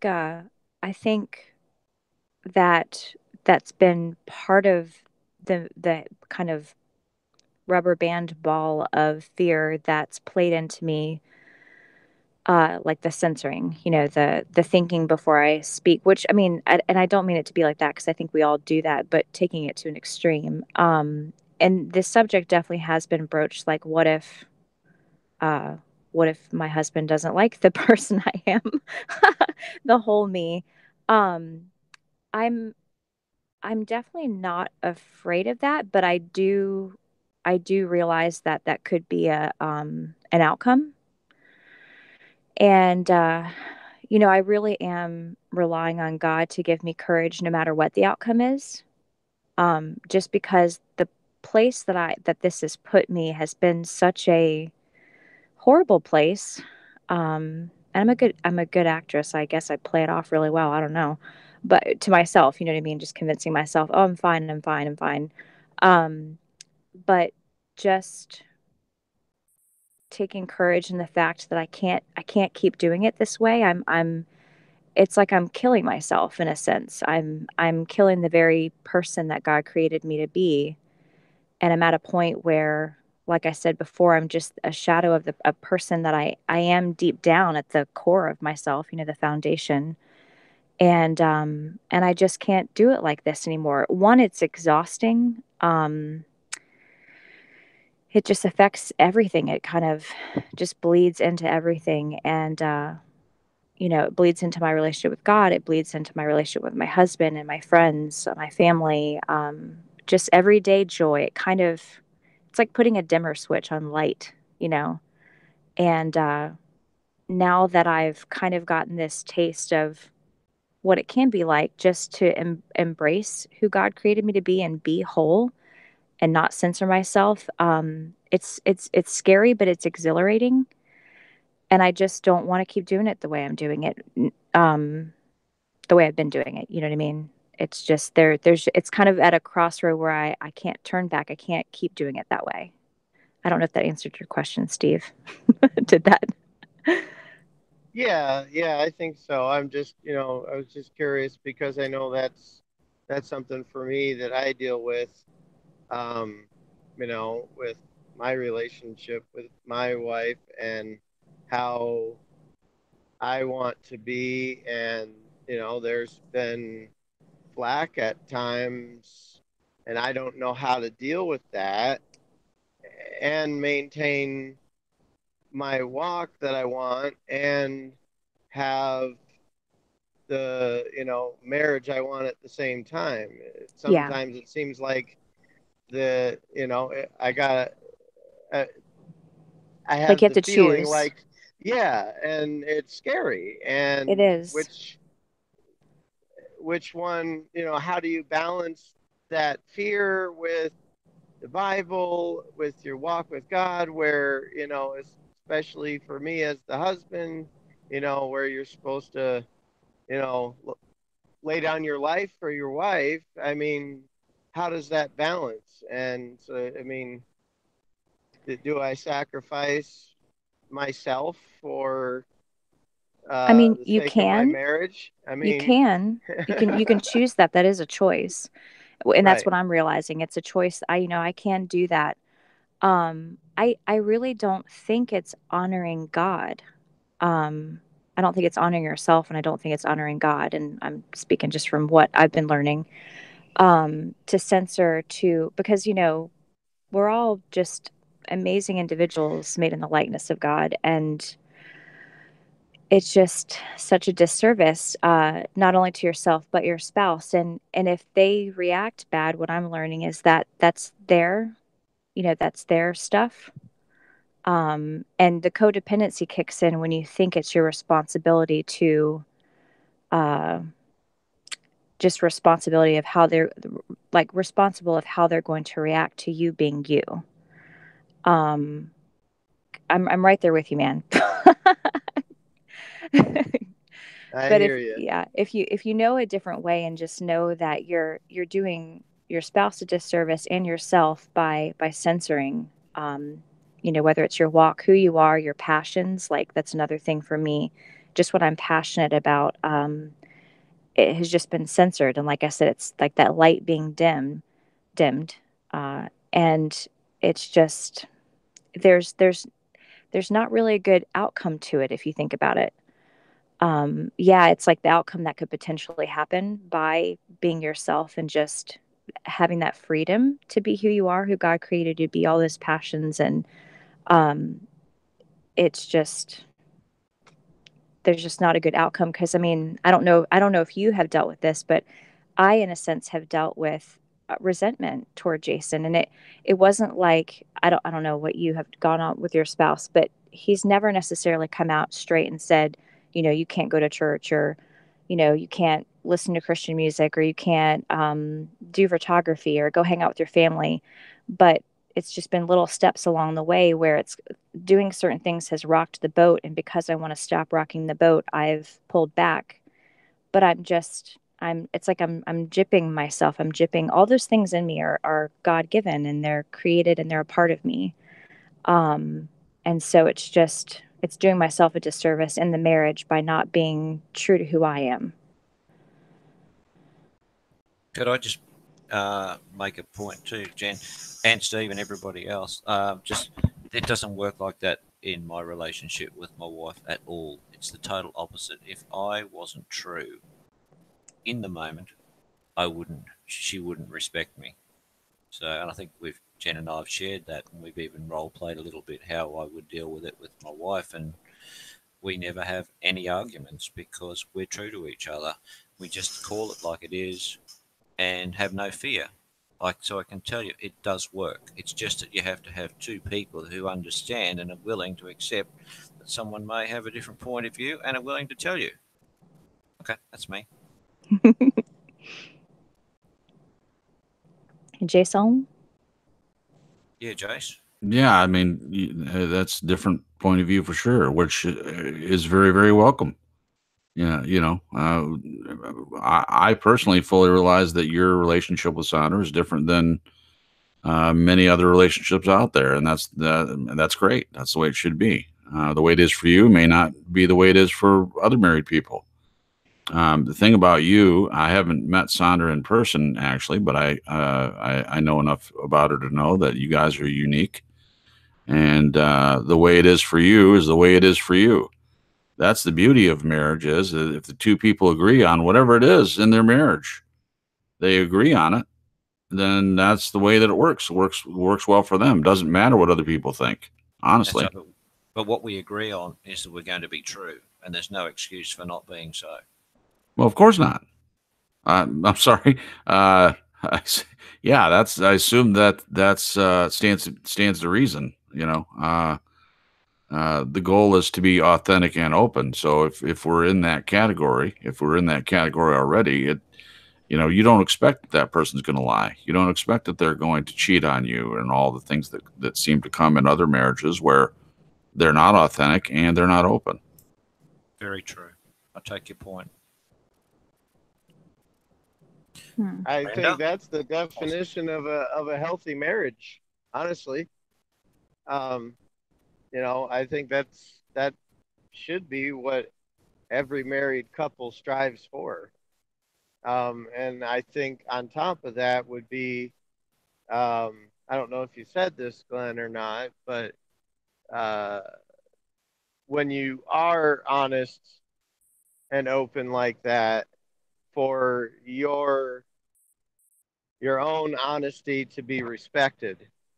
And I think you did say that if you weren't honest, she wouldn't respect you. But on the flip side, that I think that there's that respect of just being of voicing your opinion, whether it's something another person, whether it's a spouse or any type of relationship, whether they agree or not, they at least respect the veracity of your truth, what you Absolutely, say. Steve. Absolutely. And when you're honest with each other and then you have to make a decision about anything, at least then you have the information about where the other person's coming from. It just makes it so easy. Right, right. Yeah. So, And Yeah. I mean, I that's think, that's where it's broken down with my marriage because neither of us know where the other person's coming from because we don't share and we're not sharing our truths. And so and it makes for a huge jumbled mess. yeah, I know for me that, um, like, there's times where it seems like certain topics are not allowed on the table. Um, and so it's difficult, especially like with what you were saying about uh, things that you're passionate about. If you can't discuss those things with your spouse or your friend or whoever, it puts a chokehold on that part of the relationship, whether they agree or not. Just the ability to talk about it, uh, and have your own opinions heard or not heard, I would say, is can be detrimental and hurtful Yeah. without even realizing it. It's kind of stifling and that's where the lack of feeling alive stems from because it's Steve, I don't know if you have, I guess maybe you have friends here and hopefully have some friends in your life or family um, it's almost, I don't know, the only way I can explain it is like when I hang out with my family, there's just no, it's like I can just be there's no fear. There's no fear of, there's no topic that can't be on the table. There's no, um, it's just so open and free and it's so freeing like for example with my life hanging out with my family um and so it's very different coming home and then like again the censoring because you do feel like you're kind of like you had said choke holding yourself in a sense you're like walking on eggshells there's a feeling of life and feeling alive being able to just be and just be in your truth just be and who you are, honest, whole, just everything. There's just such life to that. And it is very difficult, being in friendships or relationships where that's missing. I got a question for you real quick, Jen. How did that start? Like when you guys first started going out, you just like hid that part yourself or something, or like? That's a very good question. Well, I'll be gut-wrenchingly honest. I think from growing up in a family where my dad was very angry at the time and he was dealing with his own stuff, that I found out later in life. Him and I had some really good talks. But just growing up with an angry dad, and as a child, because you don't have an adult frame of reference, I internalized it as he was angry because of something I did. Now, sometimes that was the case, but it got to the point where, because watching my mom being codependent, I kind of mirrored those habits. And, I would run around as a kid trying not to make my dad mad, and he still would get mad. And it was scary as a kid growing up with like a dad that kind of would rage out. And so, kind of fast forward, I don't know how it got to this point, but when I would date in high school, as an example, I was like a chameleon in a sense. I would kind of like morph myself, not just with boyfriends, but even with friends. Like I got along with everybody because I would kind of morph into this person that would just get along with any group. And in relationships, I I think it was like, the best way I can describe it is just wanting to be loved and liked. So I would just be like a yes woman, like, so the beginning of my marriage, it was almost, and even my family noticed, they were like, where did Jen go? I would just go along to get along in a sense. Like, Jason would want to go fishing and I'd be like, sure, or he'd say, what do you want to do? And because I just was so censored myself even from the get-go, I just wanted to go along to get along. I just didn't even have an opinion in a sense. And because I kept doing that, it just morphed into this really bad habit of censoring myself. Um, I don't know if that answered the question, Mike, but I guess it just Yeah. stems from wanting to be loved, wanting to be liked, wanting to get along, not rock the boat. And it was never like my spouse said, your opinion doesn't matter. I think it was more of me thinking my opinion doesn't matter. So it really stemmed, some from childhood, but just my own self-image. Let me jump in here real quick.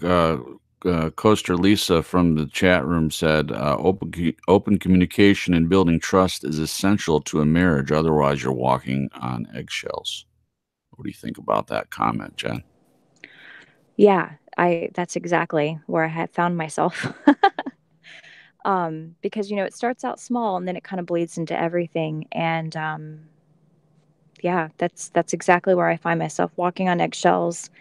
And on top of that, not being able to be whole, not being able, not, no, let me take that back. Not being able to, I'm not letting myself be whole. I'm making the decision, even though for years I just didn't even realize I was doing it, to just censor, walk on eggshells. Yeah, it's just, it's a very, very huge lack of communication and just being honest. Right. And the thing too is, in the marriage, it might be easy from your standpoint to say, well, it's going to be real hurtful for the spouse for me to be open and honest and tell them exactly how I feel, especially after having walked on eggshells for that long. Yeah. It takes a lot of courage, and it takes a lot of faith that, first of all, that the person's not going to flip out on you, but Yeah. mostly that the person's going to stay, and even more so, hopefully work on the relationship. Yeah. I mean, because it could turn out the other way completely. The person could feel betrayed that, you're not the person I married, or, whatever. And it can be difficult either way. So it does take a lot to do it. Yeah. But, And yeah. oh, one more thing. But don't you think that if a person, especially from the point in which they realize that there's a problem and there are things that need to be said and they are suffocating and they are walking on eggshells, and they see that it's not right to continue in that way. If they don't say anything, they're not making it easier on themselves or their spouse. They're actually taking care of and showing love for their spouse if they say something. And if they don't, what does that show?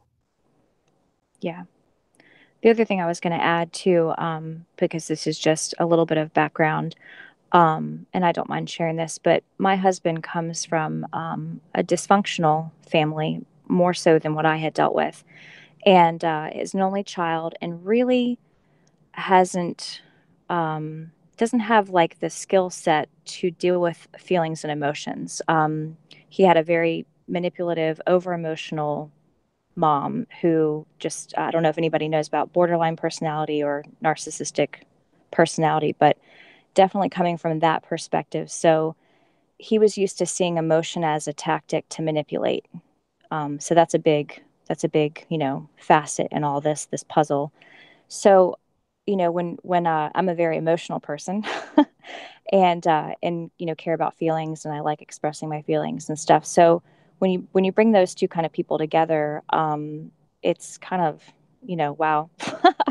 Because his reaction to my emotions and my feelings were very different than I expected, because you have these ideas of marriage and how it's going to go, and the love of your life, and it ends up being different, and the reaction is different. And so in a way, because of his reaction, I conditioned myself to not react or not to share. So it wasn't all, this other stuff that I grew up with that had a part to play in it, but it was what I was met with when I did share. So it was easier to not share. Sure. So that played a really big part in it too. And that's gotten better over the years.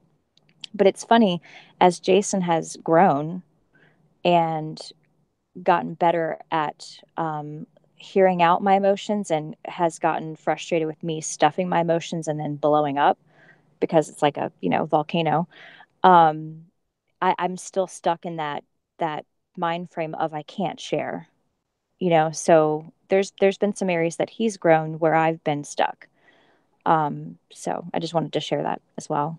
Well, that's wonderful. And just so you know, if you do stuff things down, I can say this from men generally, and I'm not saying it doesn't happen with women. I'm not saying that, but men generally tend to be the stuffers, and they stuff things down and they keep things inside, and they're supposed to, keep a stiff upper lip, and we're supposed to be men. We're not supposed to show emotion, et cetera, et cetera. I mean, the training in society is way different than the way it was when I grew up. I mean, now they train men to be completely sissified, for lack of a better word, now, and the women are held up, at least in advertising, they're held up to be the ones that know everything, and the bumbling idiot husband is just clueless. And that's all about society and what they're trying to lean people towards. But the point is, if you hold things inside and keep it bottled up, people are a powder keg. That stuff has to come out. It's like a boiler. They use the old boiler rooms. In the boiler room, if you ever been in a boiler room, you have a large building, for instance, that has more than one. They have several of boilers, and it has a little dial on there, and it's got a little red spot on that thing. And it's necessary to check from time to time to make sure nothing's wrong with it and make sure it doesn't get into the hot. Guess what happens if it gets in the hot on a boiler? It blows up and people can die, literally. I mean, that can happen. There's been stories written about it, and it's happened in real life. Similar thing, emotionally. If you keep things stuffed inside and don't ever discuss it, you're not doing anyone any favors, including yourself, because eventually it has to come out somehow. And how it comes out, depends on the person.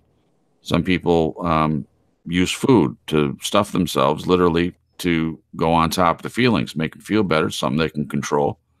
Some people it's alcohol, some people drugs, some people they pour themselves into work. You know, they'd rather be at work than at home, because at home they're stuffing their feelings, they're not sharing it, and it's inside them. They know something's wrong, but they can't put their finger on it. So each person dealing with the situation in their own lives emotionally, not sharing it is not beneficial. I don't think at any point, but it's exciting to see someone that, first of all, realizes there's a problem, and then taking the proper steps to rectify the situation. You can't change the other person, but you can change yourself. I mean, you know, obviously with the help of God, you can. He will work with you and help you and bring you out of that point. And from Glenn's perspective, you know, you can change yourself, especially by continuing to work on. Well, I'll let him speak for himself, but from the godly perspective, God has directed us towards more change, and working towards Him, loving Him more, brings us into the point to make it easier for us to love each other. But we do have, getting back to the beginning of the conversation, in the first place, what the topic was supposed to be, which I did not put at the top of the header, which it's made very clear. I'll do it right next time. But it's the whole truth and nothing but the truth. Living our lives in a true, open, authentic way makes it easier, and you can have good friendships and good marriage if it's based on that right from the beginning. And a couple, Lisa in the chat room had made a couple good points. I'll read another one. When we were talking about eggshells, she said that about open communication, building trust are essential for marriage. Otherwise, you're walking on eggshells. And then the next comment she made, I agree with this, very good. She says she's learned that the hard way in her marriage. It used to be volatile, as we didn't know how to communicate effectively and would only listen to one another via selective listening. I mean, that's huge. I mean, I think that's true. People listen, selective listening. You know, I can tune someone out. I don't do it anymore, but I got good at it growing up. My mom was yelling at me about something and I didn't want to hear it. I would really selectively listen, you know, listen when I want to listen. I don't know if anyone else does that or has done yeah. that. Mm-hmm. Yeah. What are you talking about? I'm doing that right now. What are you talking about? Mike. Well, Mike, you're not supposed to do it when you're on the panel, buddy. Oh, okay. You're Sorry. supposed to listen to the whole show, okay? Right. There's been a disclaimer or something, right? Yeah. I need to put that in the banner at the top. Right. Must pay attention. Must pay attention. Must listen. Must improve Australian accent. Yeah. Right. Oh, to Mike, yeah, I wasn't trying to do that. I did it the first night that we were on and Matthias couldn't tell who was talking, so, but that was just a sentence, not a whole paragraph. Hey, Jason. Yes. With your little story there about boilers, it's interesting that they made a safety feature for those after those kinds of things happened, called something like a pressure release safety valve. Yeah. And that if it did reach that, you did have this safety valve that would let out the excess heat automatically. Yep.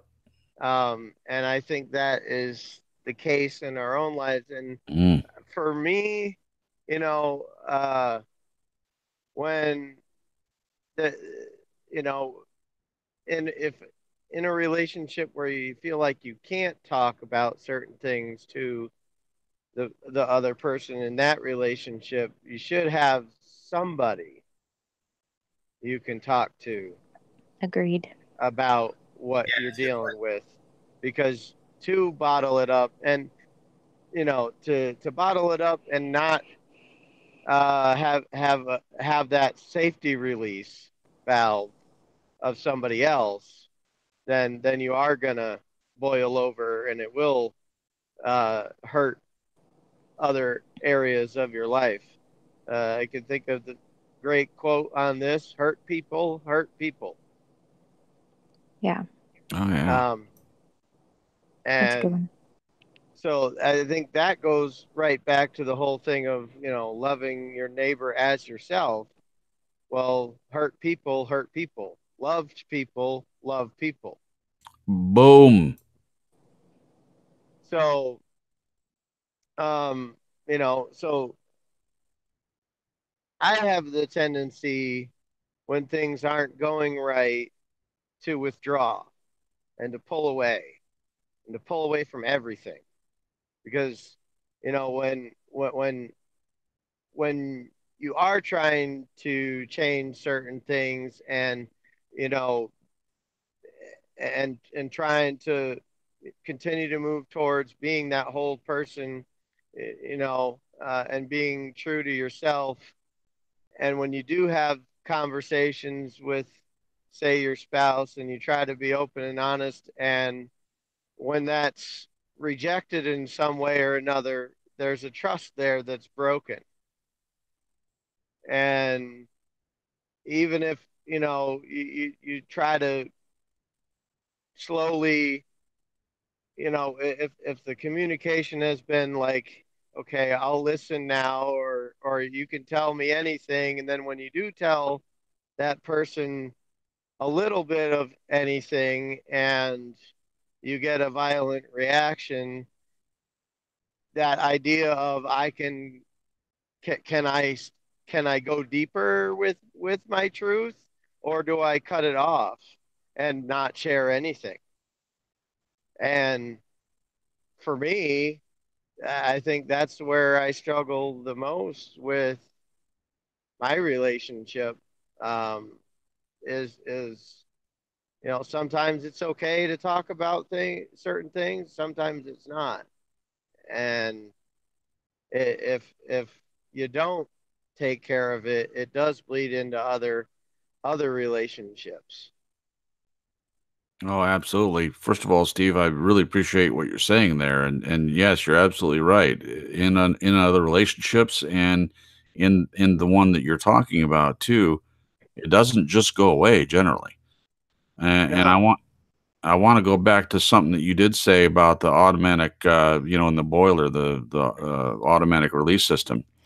Um, and it's a shame because the point you're making, there are people that I guess quit listening that would benefit from hearing the whole conversation, and for this very reason, the Holy Spirit works as that. He's way more than this, but he does work for me in the scenario that you presented with the emergency release valve. The Holy Spirit very much works like that. Um, Especially the more we seek God, the more He works in our lives, so that in whatever situation, whatever relationship, whatever thing that's going on, we might like for instance, I talk a lot about how I react in traffic. So instead of in the past when I would react violently to someone endangering my life or cutting me off or paying attention to their phone instead of the road. Sometimes I have the initial reaction, and then the feeling that the Holy Spirit gives me is, relax, easy, you're okay, and that happens constantly. It's something that's almost automatic, and the more you do that, the more automatic it becomes, and that's true for every part of our being. Honestly. I'm sorry, I was trying to tune you out. Okay, did it work? No, I didn't. I'm just kidding. Right. Yeah. Just kidding. So I know you don't ever say you're just kidding. Just say it. See, All right. that's the beauty of this particular.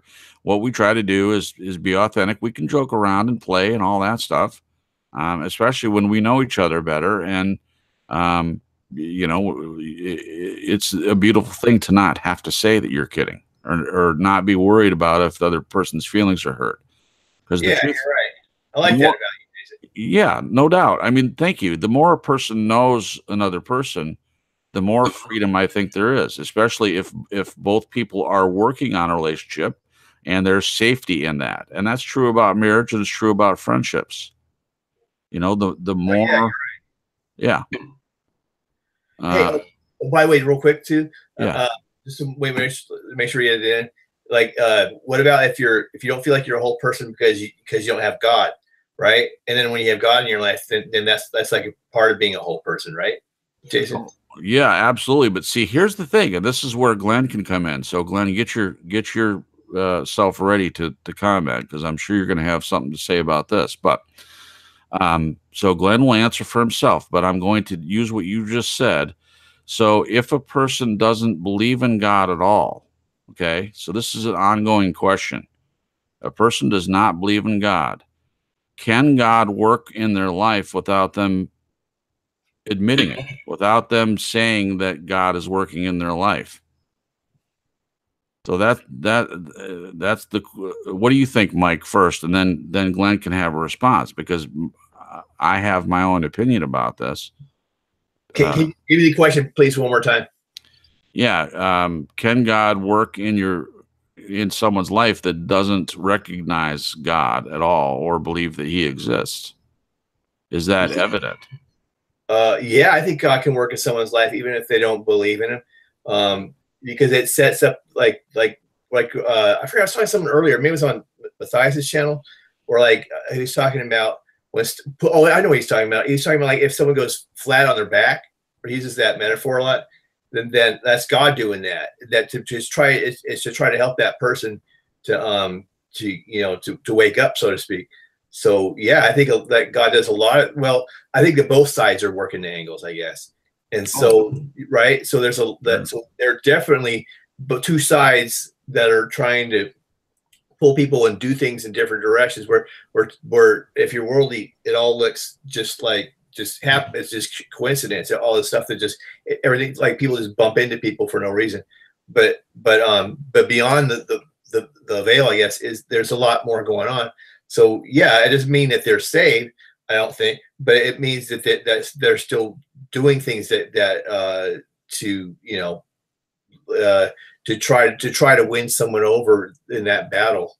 Right. So if a person doesn't know God,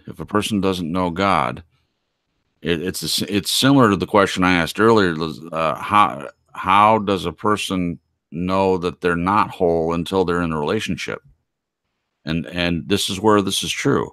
How does a person know that they're whole until they have God, until they have a relationship with God? How do they know that they're missing anything? Well, I got to point to that though. What about like Adam? Adam was straight up closer to God than any of us has ever been, right? I mean, he was just hanging out with him physically, right? Yep. Except maybe the apostles, right? But he still needed to have a rib taken. You know what I'm saying? But maybe that was from him, though, I guess. I don't know.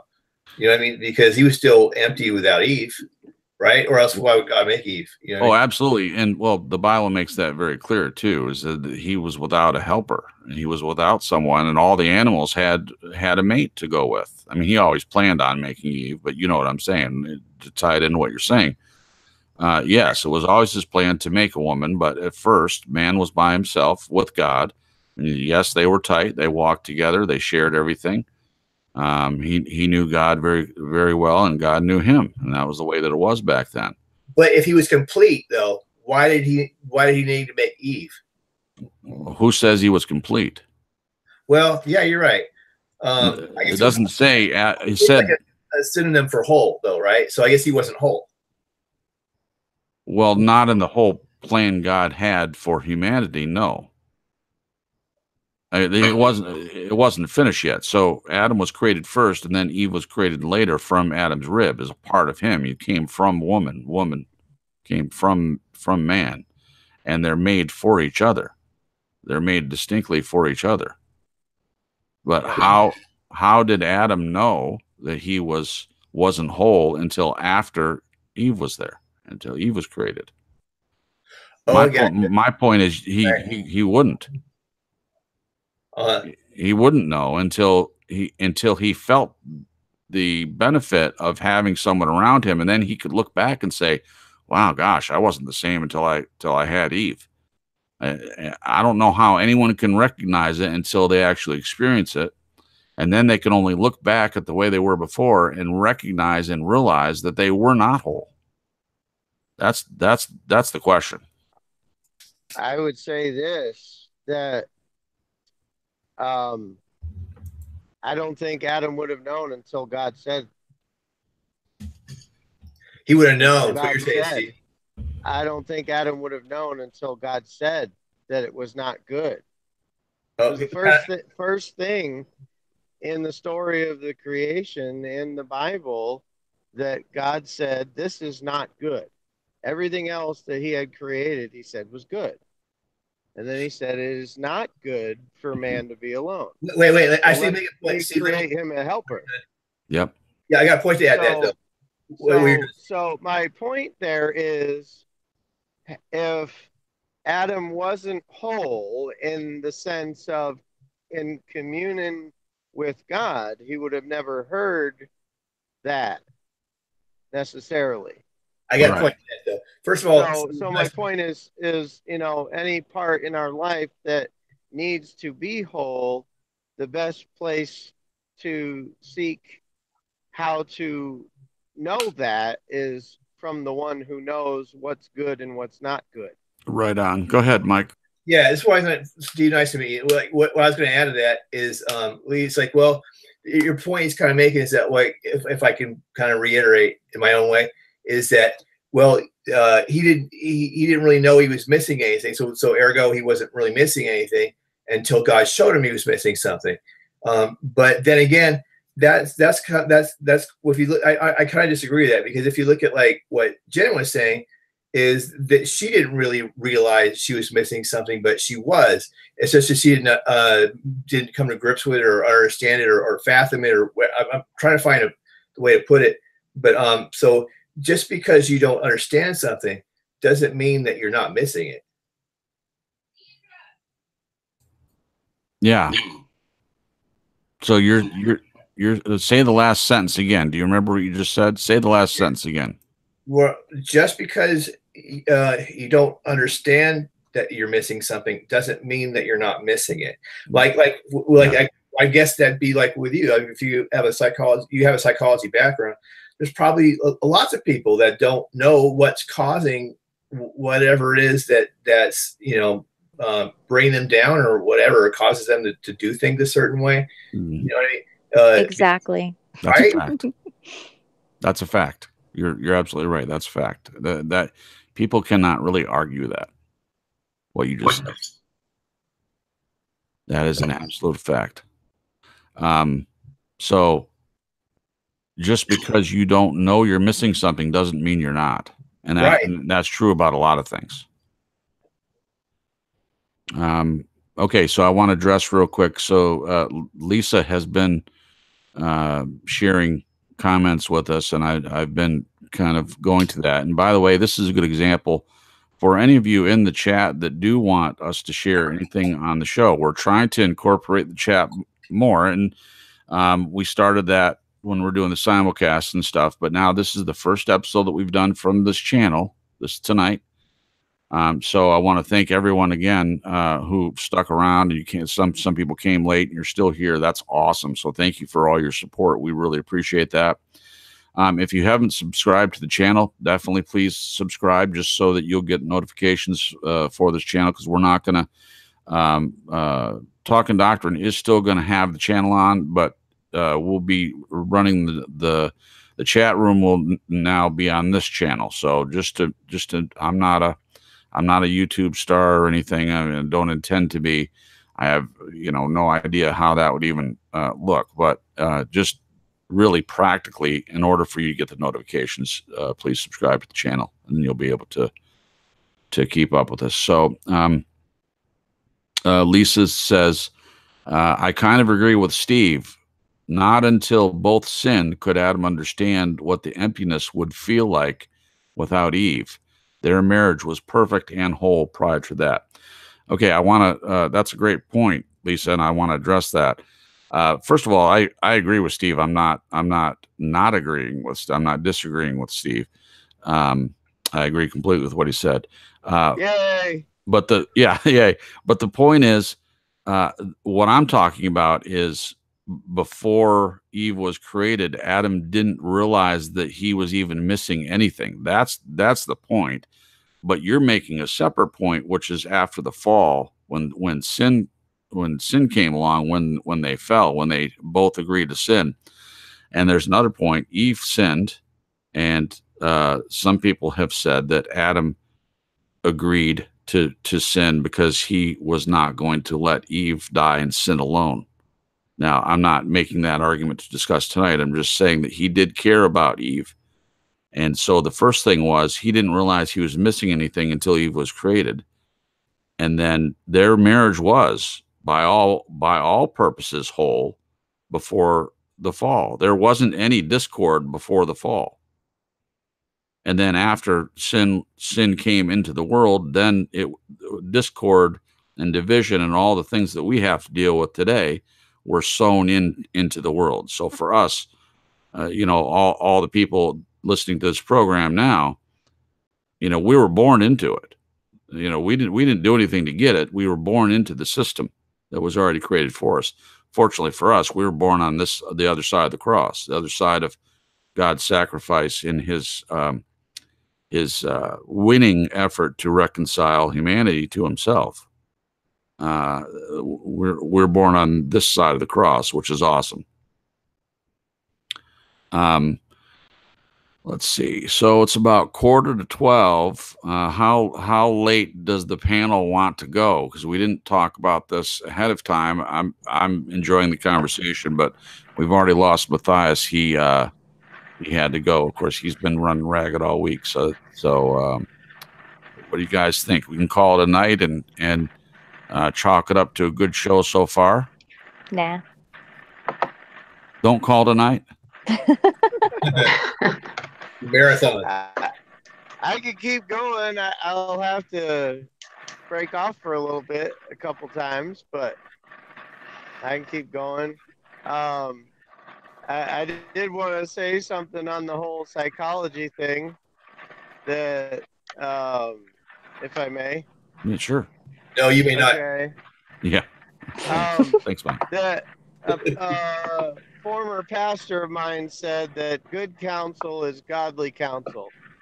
And in the sense of,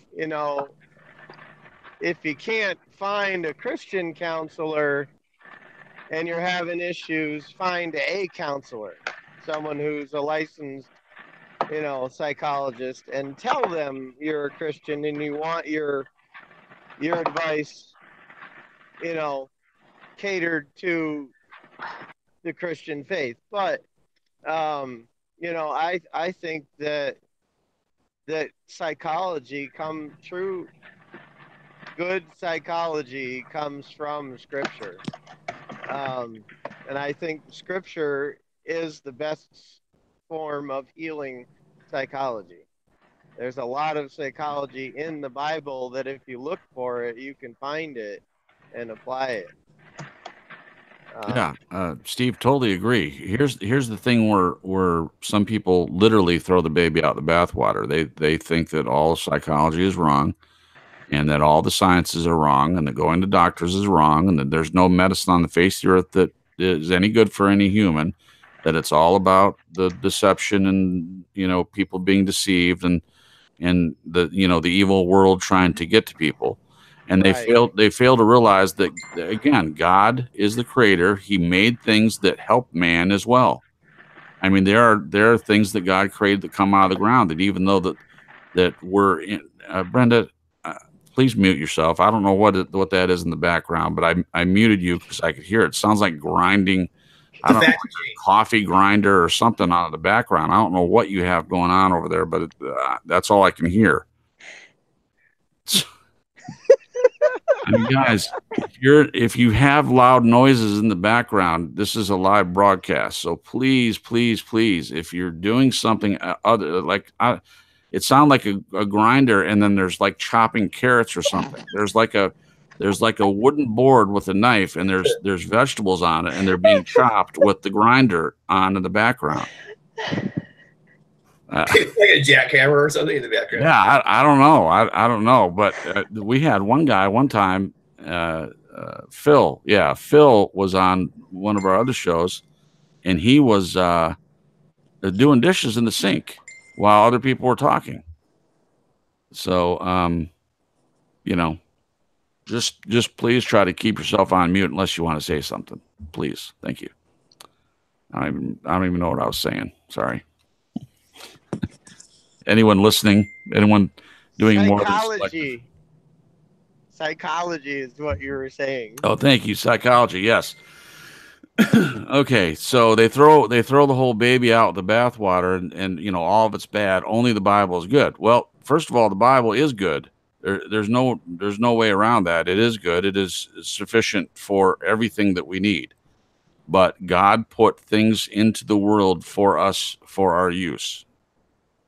Well, Brenda, you didn't have to hang up. She might have been just done. I don't know. I hope I didn't upset her. But I don't know. It's just kind of. It's not like the first time we've discussed it.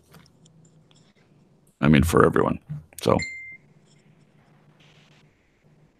All right. Anyway, so they throw everything out. Going anyway. God put things in the world for our use. He put medicines, for men to find certain plants and put them together and find out that it's a cure. For people to discover penicillin, that wasn't Satan's plan.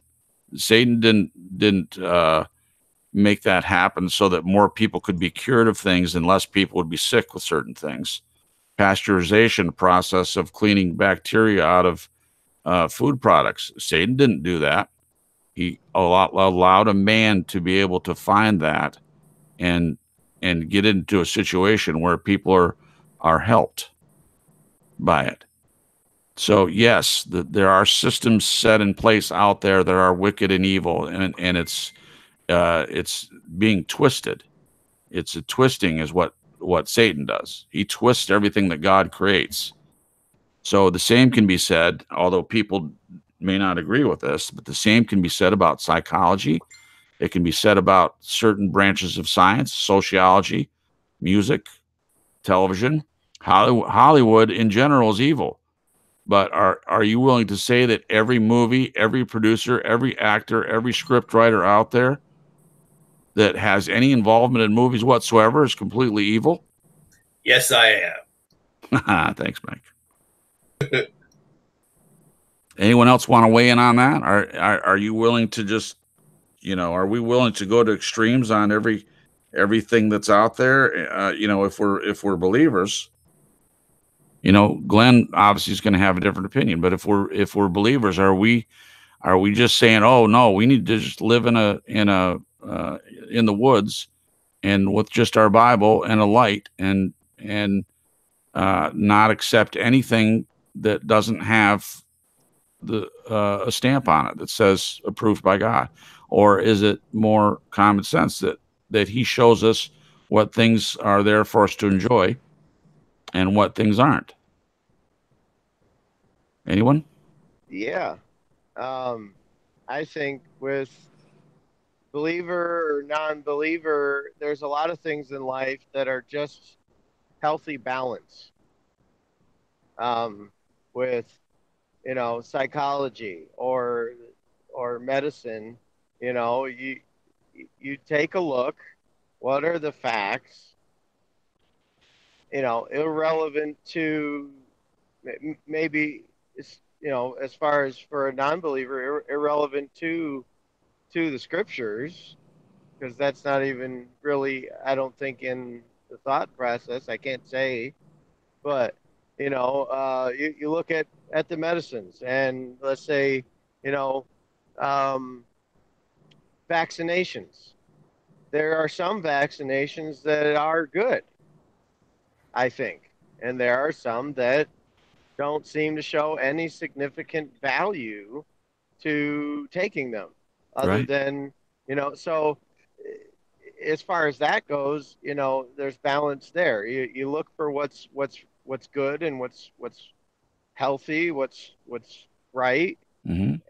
and also factor in how you respond to certain things. Yeah. Is a certain situation healthy for you, and it's okay and it's not okay for somebody else? Then or vice versa. Same thing with psychology. You know, what you might have someone who's a psychologist that is giving you unhealthy advice and or no advice, and you say, well, okay, this doesn't seem to be, the advice that I want towards the goal that I'm trying to get to. Let's say a healthier marriage, or a healthier relationship with your siblings or your parents, Mhm. and they're telling you something that doesn't meet with that goal. Then you say, okay, well, maybe this counselor isn't the right counselor for me. Right. Let me find somebody else that's going to help me get towards that goal Yeah. and give me solid advice. Completely Um, right. Can you I Now, stop? know, Can go I say ahead. something, please? Yep. Go ahead, sure, Glenn. absolutely. Um, I don't think it's about advice. I think it's about someone professional or whoever that can ask you the right questions for you to ask yourself. I don't think any counsellor really wants to give advice. They just Well, direct you along a path of self-critique. right. There are different branches of psychology, obviously, and some of them don't really say much at all. They bring you to the point where you're the one talking, you're the one discovering. They might make a comment now and then. Other branches are way more hands on. So there is a little leeway there. But your point, I agree with. I mean, a good counselor will bring someone in, and let them talk about their situation and get kind of a control group, a line where they can draw upon any kind of changes that come afterwards. Kind of like the Socratic method, sort of. Well, that's that's different. They swear not to hurt anybody, but we all know that that's not necessarily true. They can swear not to hurt anyone, that they'll do everything right for their patients, but we know that's not right. I mean, there are many doctors out there that do a lot of good for people. But what Glenn is saying is true. I mean, a good therapist will know how to ask good questions. I think my mom was extremely good at this. She was a counselor, and she worked very hard to ask good questions. And Glenn, you're good at asking questions too. My irritation comes when, I mean, obviously our relationship isn't therapist and therapist and therapy. What's the therapist and client or patient, whatever? Patient. There you go. That's not our relationship. But my thing is, in a relationship of any kind, if all someone does is ask questions, then I get tired of it. I mean, just in general. And my mom did it all the time. But when she would share something from herself, like she would ask some questions, and then she'd say, "Now, for me, it's all about a give and take. If someone just asks questions, not, I mean, anyone, all they do is ask questions. I can put up with it for a certain period of time. I can answer the questions, and sometimes I get frustrated because I think they should know the answer to a question. Sometimes the question could go deeper in the questions. That's not necessarily your problem, Glenn, but some people, they just constantly ask questions. I prefer if the person is involved and they share something from themselves. So it's not just them prying out information out of me, but they're sharing something from them as well. I think that's why it's worked extremely well with Jen, because when each person has an experience that they can demonstrate exactly like maybe what's being discussed, I agree with you. It goes a long way, because then the lights go on, because you think, oh, you've had that experience too. You know what I'm thinking. You know you know what I'm about. You know the distress I'm in, because you felt the pain yourself. And I think Yeah. that's where your mum obviously had her own pain too, and that's why she was a good therapist, partly.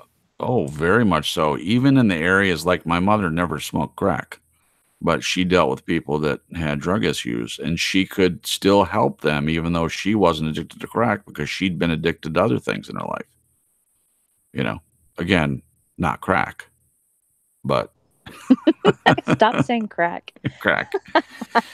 But you get it. she was very good at that, and very good at dealing with all sorts of problems. And she learned also from the people that she counseled. You know, she just really was spot on with some of the ways that she learned how to relate to people. One of the points I want to get back to before I forgot, Steve. One of the points you made, you're absolutely right about the use of drugs. Now, people, at least in America, I'll speak only for America. In America, people are way overdiagnosed and way overprescribed medication. I am not saying under any circumstances that a person should just go to a doctor and just take whatever medications they do. Especially now, look at the medications you're taking, do your own research, find out what they're giving you, for goodness gracious.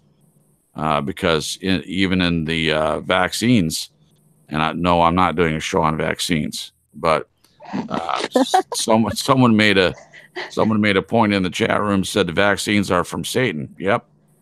Yeah, there are certain vaccines out there that they've put. I mean, anyone can look this up. Anyone can find this information. The point is, do your own research. You know, when the doctor prescribes you something, know what it is that you're putting into your body. Yeah. That's true about anything. So, well, I'm about ready. It's midnight here. I think this is so it's been about 3 hour show, so I would like to keep it kind of short. So since it's the first one, I think I'm ready to call it a night. Does anyone want to say anything before we head out and we put this one in the can? Yeah, sure. Jason, thanks for having me on. Thanks for the wrench. Jen, it's good to see you again. You too, Mike. And Jen, I hope that that you feel that you're okay to be yourself around us. Definitely. Good. And then, hey, Glenn, I think it's the second time we met. I don't remember, but it was good to see you anyway. And Steve, nice to meet you again too.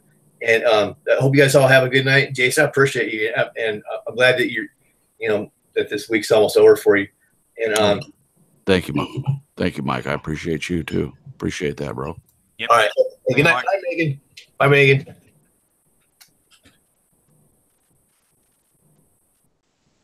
Y'all still there? Bye, Mike. Y'all still there? Yep. Yeah. Okay. Did Cripps leave? No, he's muted. He's there. Oh, yeah, okay. I'm still here. Still here. I was saying Mike just dropped off. Okay.